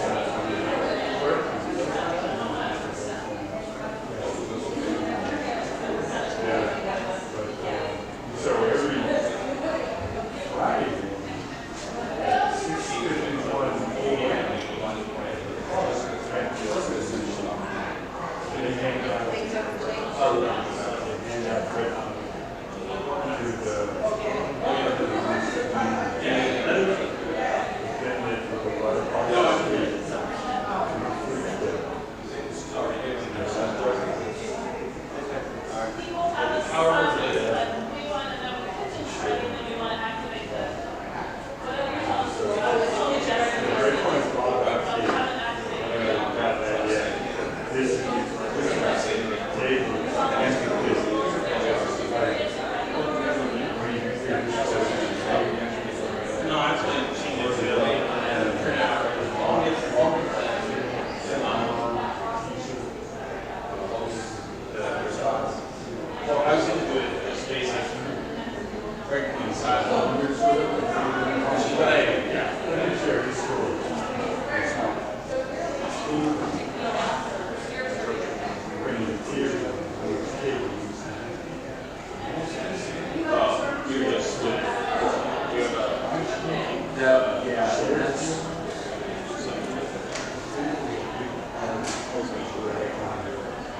even when you go in the business.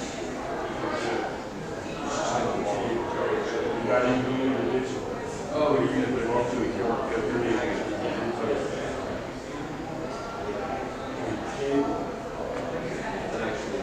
It is. You know, so this is. Thank you. Thank you.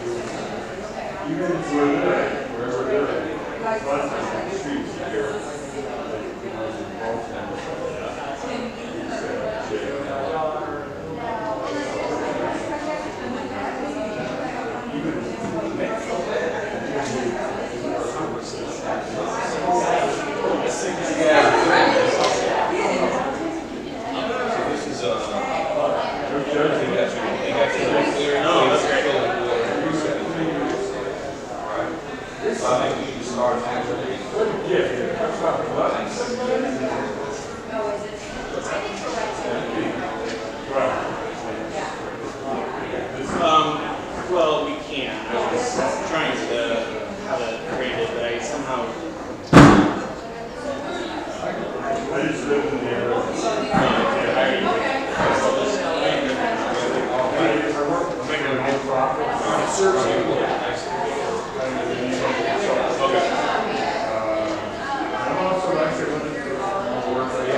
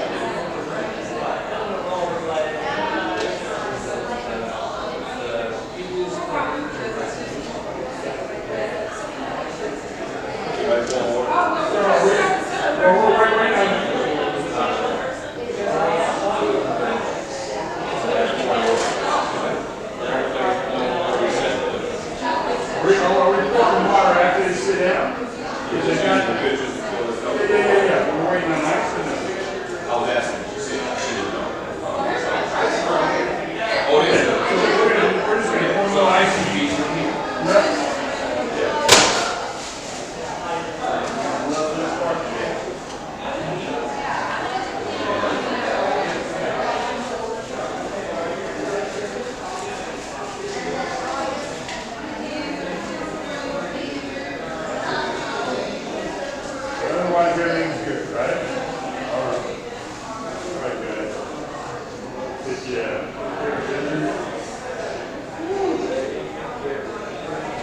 Come on, every day. Very good, very good. So, we see how busy this is today. You know, they are co-organization.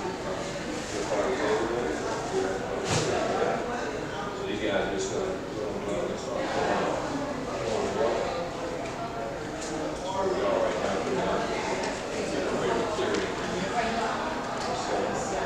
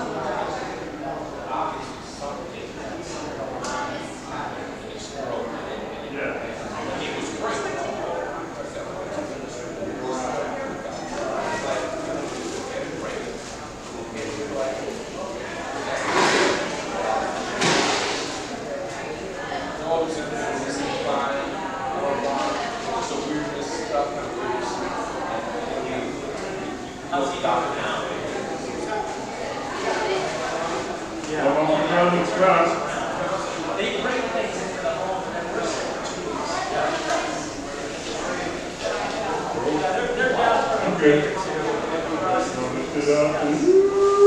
day or two. They are contained.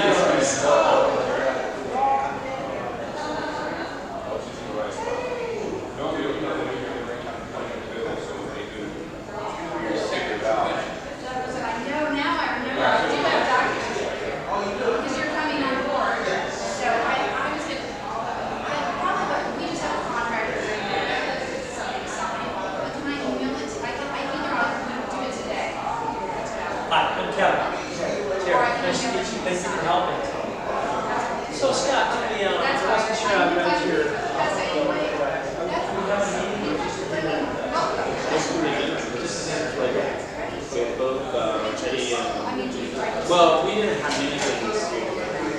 Yeah. So, I don't know, Eddie and Greg out there, we were going to have a farm, so it'll be fun.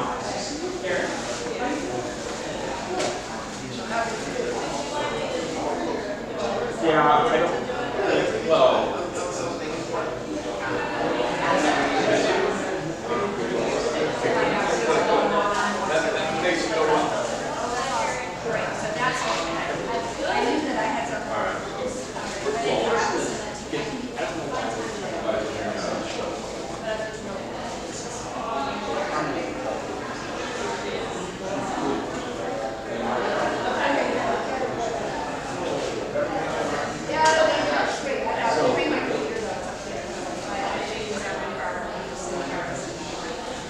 go for it. Go for it and make sure that it doesn't. Myself, that's useful too. Yep. Yep, and that's everybody. And if you stay as slow as this, and just leave your assignments, or you see the Okay.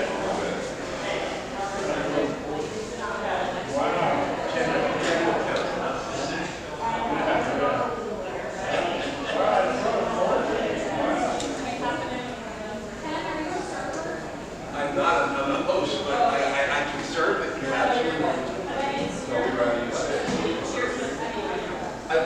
I'm waiting for someone, I'm going to get somebody in to take a photo.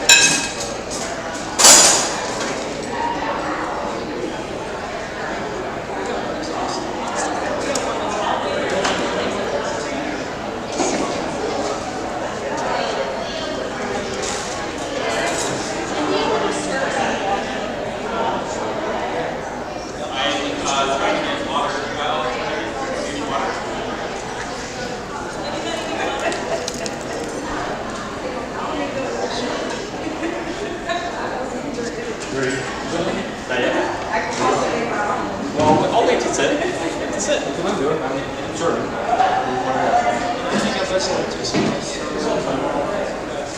I'll sit down.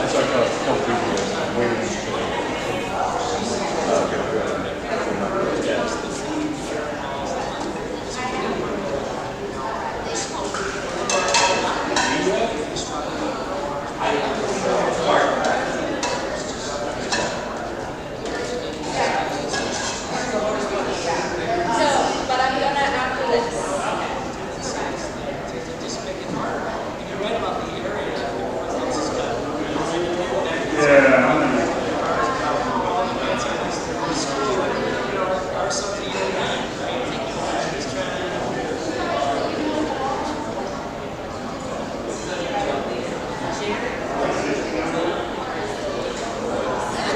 I want to see Owens. I want to see Owens over there on the circle.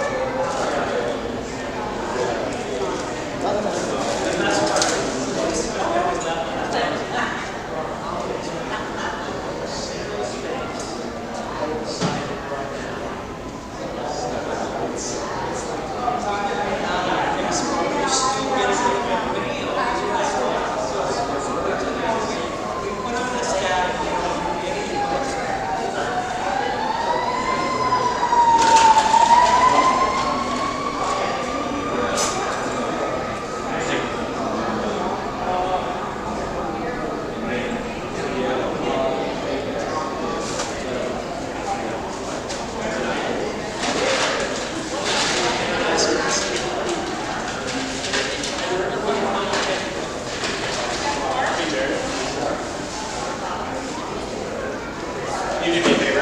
Can you ask Kevin if he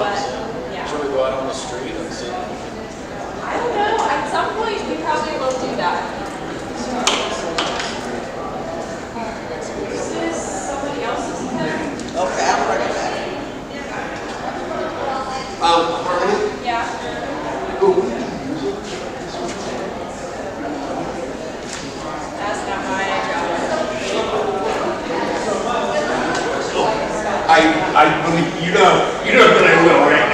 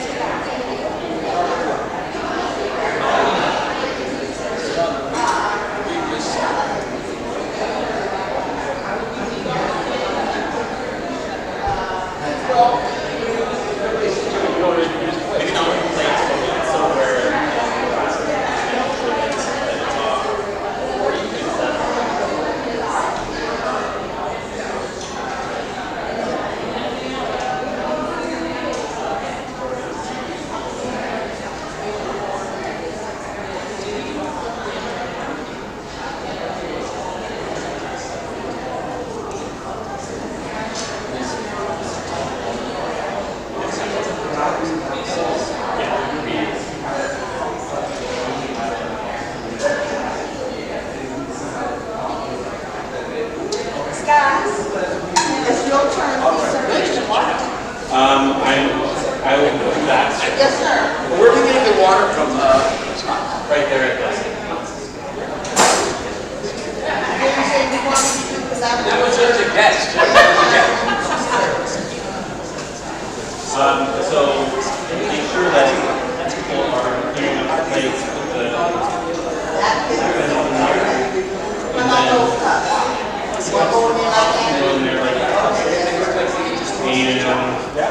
We don't have any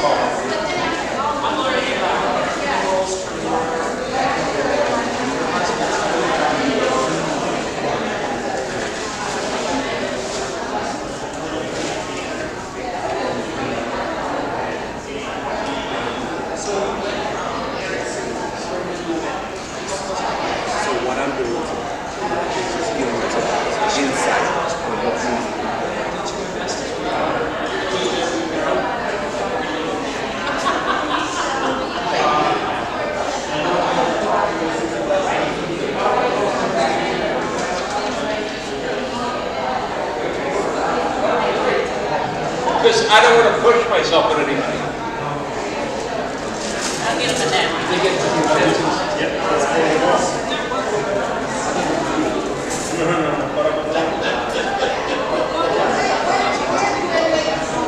What was that? Oh yeah, we're gonna go right here.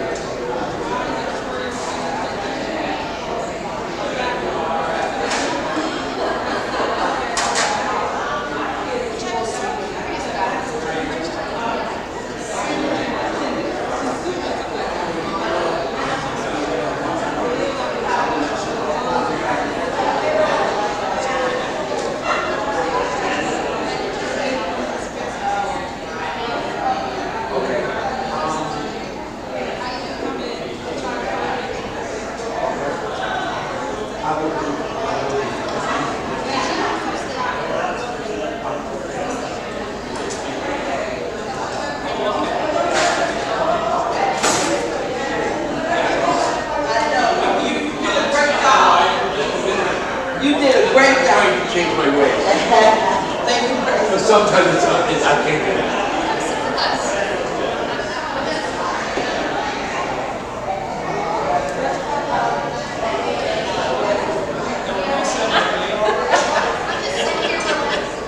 Sorry. I'm not as less judgmental as most people. I'm sure. I try. All right. I try my best.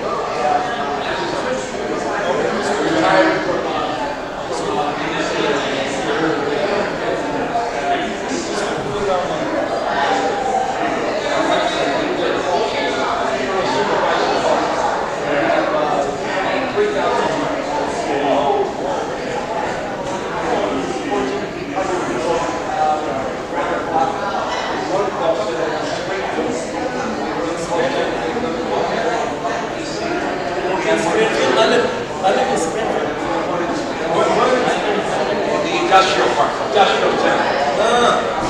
We have a warehouse there. And then we also have, not production, it just receives goods, we don't produce it. It's a logistics area. And then we have a call center right next to that.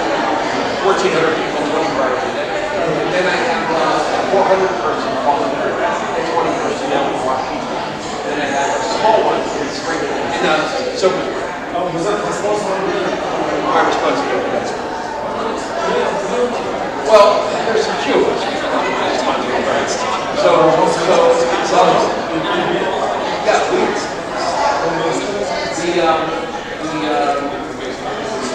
there's 8 of us that run 3 calls. And yeah, because 20 birds. And then we get calls all over the world. It's not just on the way. Depending on the business. I love it. I absolutely love it.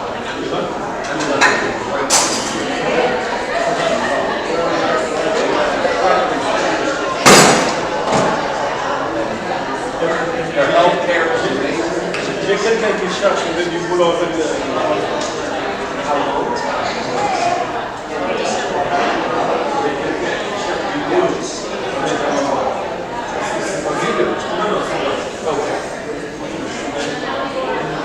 So you want to know, I'll give you my email. I have an email.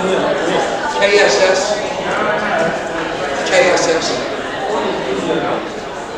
No, have an email. I don't know how to go around. Have an email in person. That's what I'm saying. KSS. 216.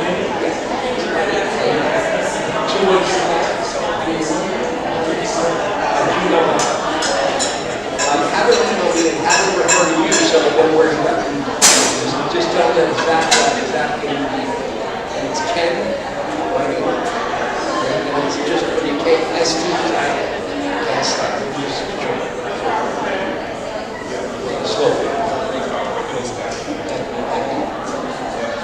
Anyway, have them email me and refer to you so I know where the email is because I don't open on the subject one because I won't open something that I don't know. Okay? And then how old is it?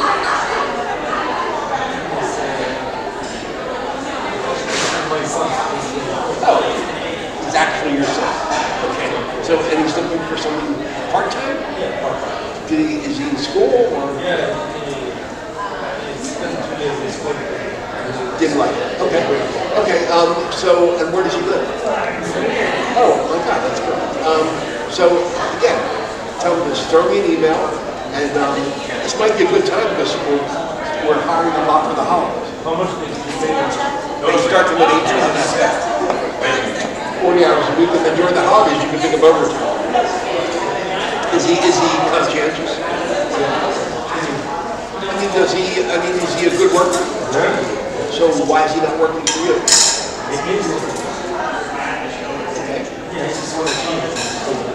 Okay, so he is working in the restaurant. Okay, no problem. No problem. This is great experience. Plus, you can talk to people all the time. And if he's shy, okay, then they should have him email me this weekend, and then I'll have him include his phone number, and I'll give you a call.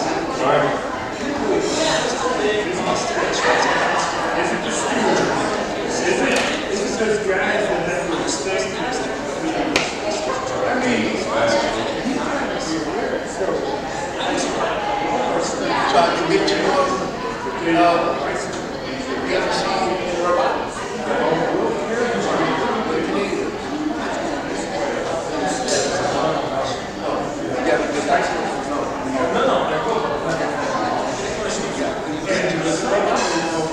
Oh, okay. Of course, that's I swear I could be, those are my favorite places. The beaches were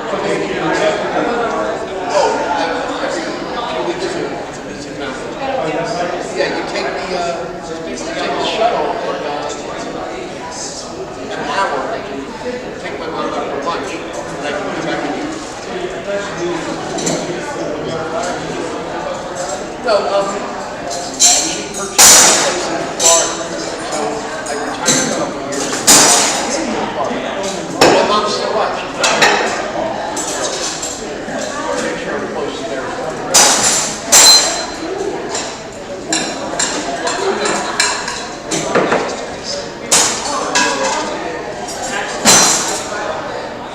Bill, how long is this going on?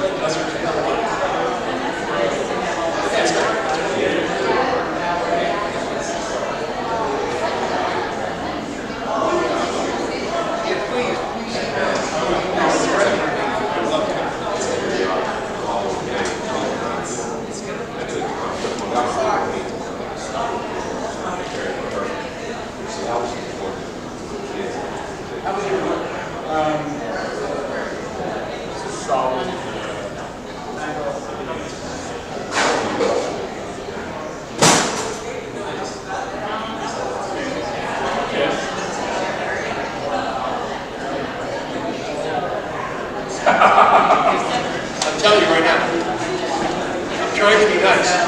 I'm trying to be nice. I'm not doing it. One thing about you, man, is you will say it.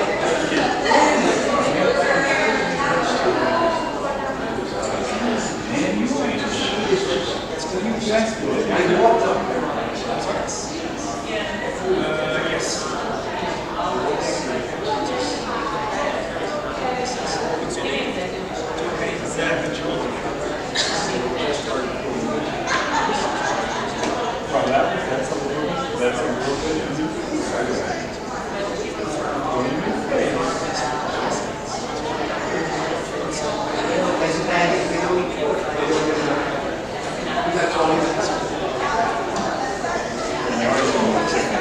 Of course you do.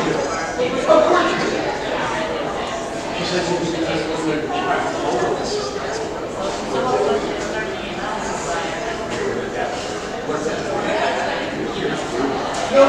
no, yes, you. She's angry. We're buying. She needs to have the stuff. You're good. Isn't that right that's going on? Live up in the Looks better. End of discussion. Okay, all right. Keep it real.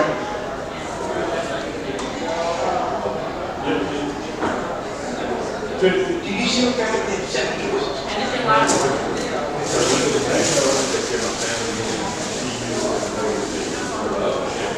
You're gonna call Cody and say, "Mike, you're not gonna do it."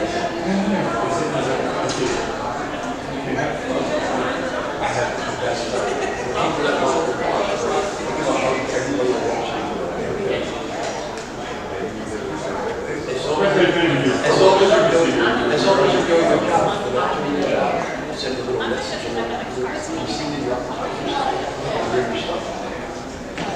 And make sure you bring your pocketbook because you need to get How often do you have to do this? I totally understand. I never.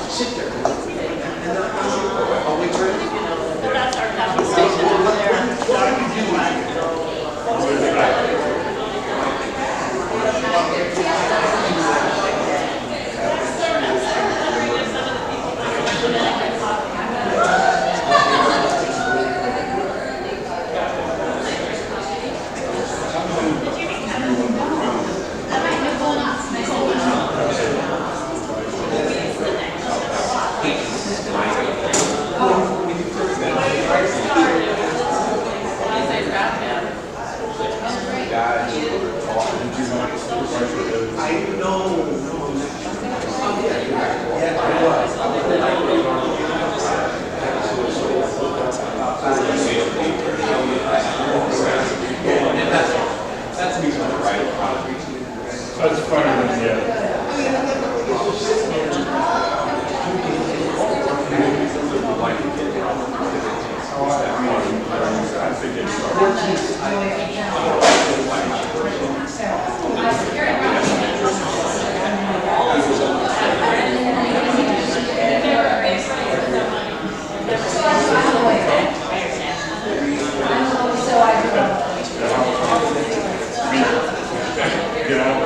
Get off the phone.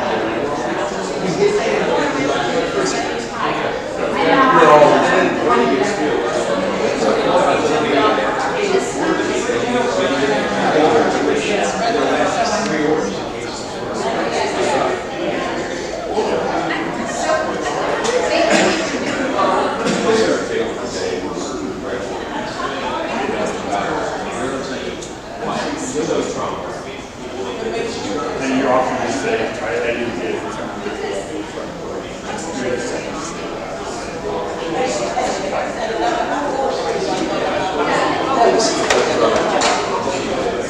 Looking good? Feeling good?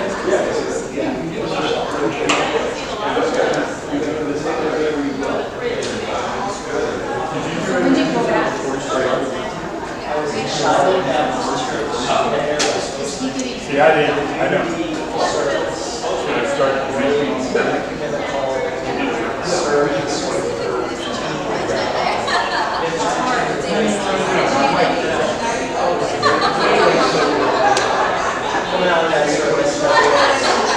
Organizations, no matter what happens in the election tomorrow, we're going to be unified here, very much.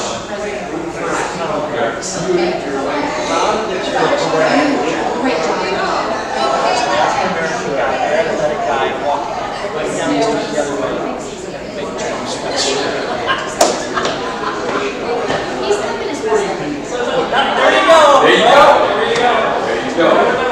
Lawrence always showing us curves. Yeah, that's it.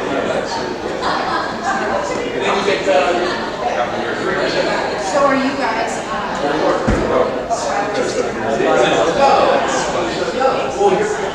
Good to see you. I won't see you tonight, or will you? I will be. Yeah, so All right. Excellent. I got forward to seeing you tonight. yeah, got it. Hey, Gary.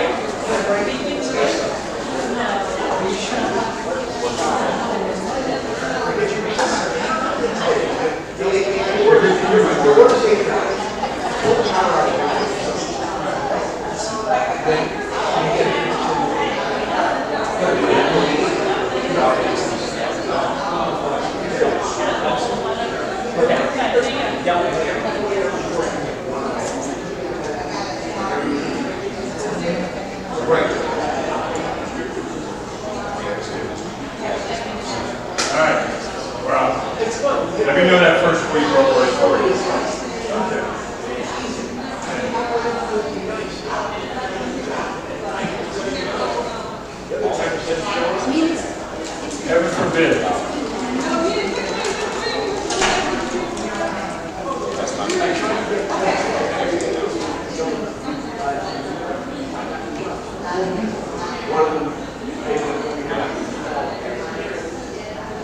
You were sick. I understand. Who you work with? You could at least have the courtesy to at least call me and say, this isn't working out. They're going to go. Especially if you see them. Yes. I've never seen one person.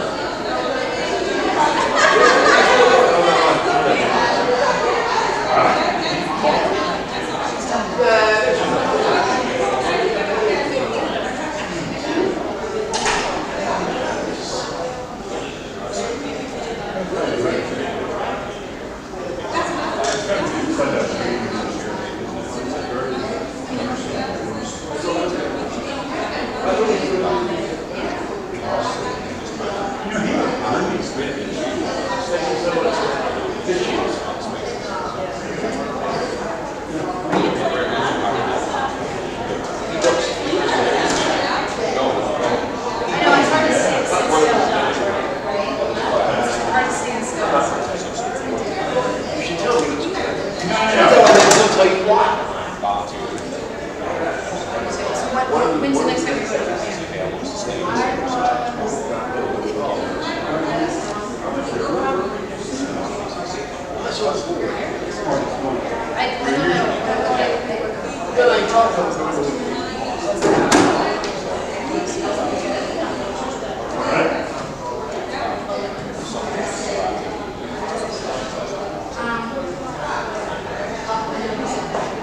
Thanks for coming.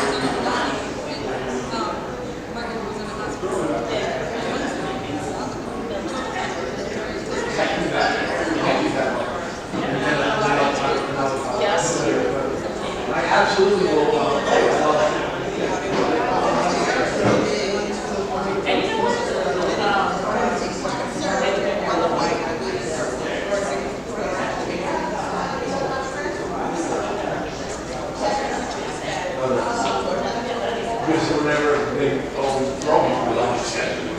Yeah, and when I was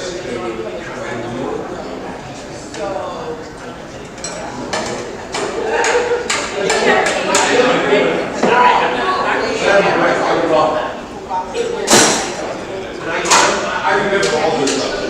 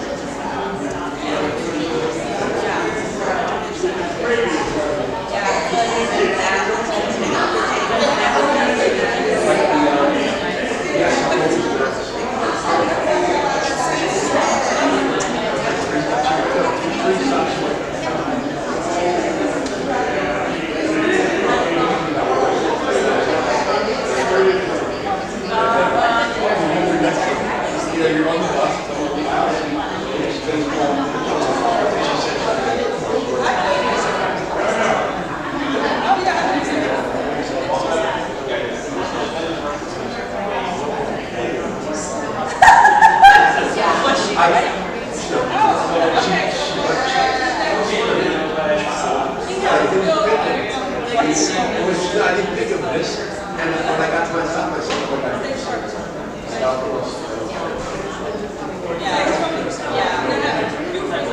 really, by your saying that, my whole body was waiting.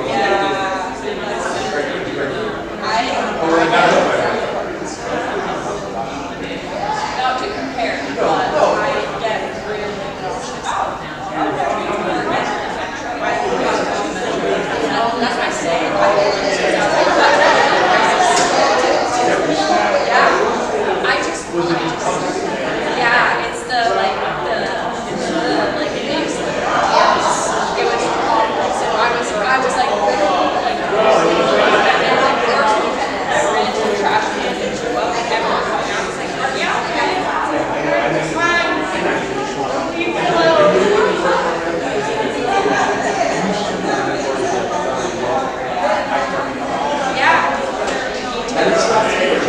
It's humiliating. Oh great, love that this conversation is on live stream. I don't think they even come here. but it's not just it really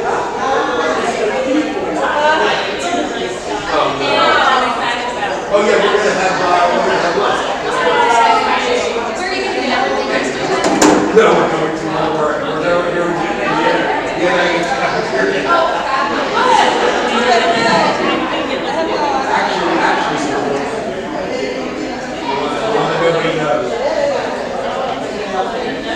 Even though.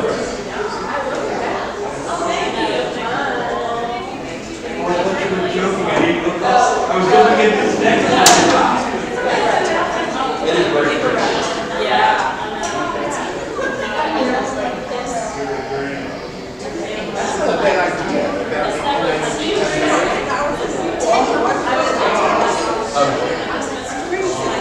Put all my stuff together. Did you email me that? Your brother? I will. Okay.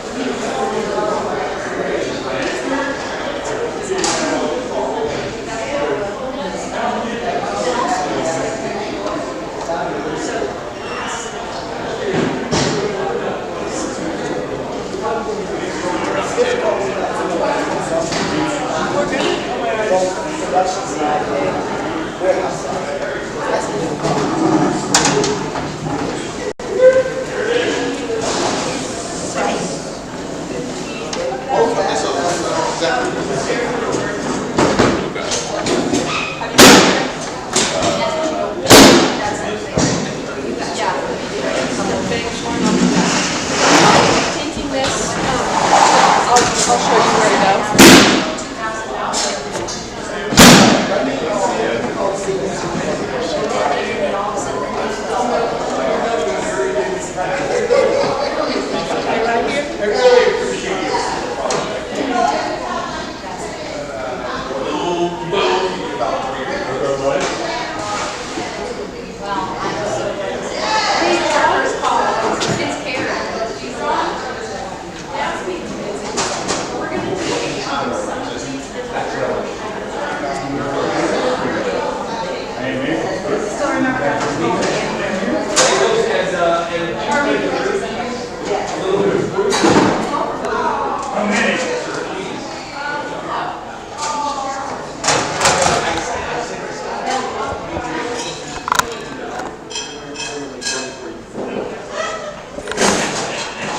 I was actually glad that we kept up.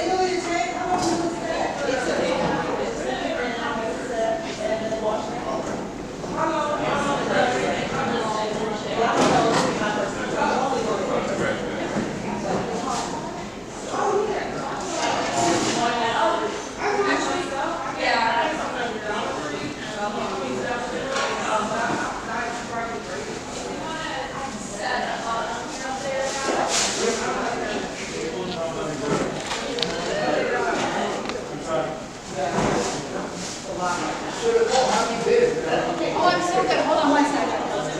Okay, I think that is good.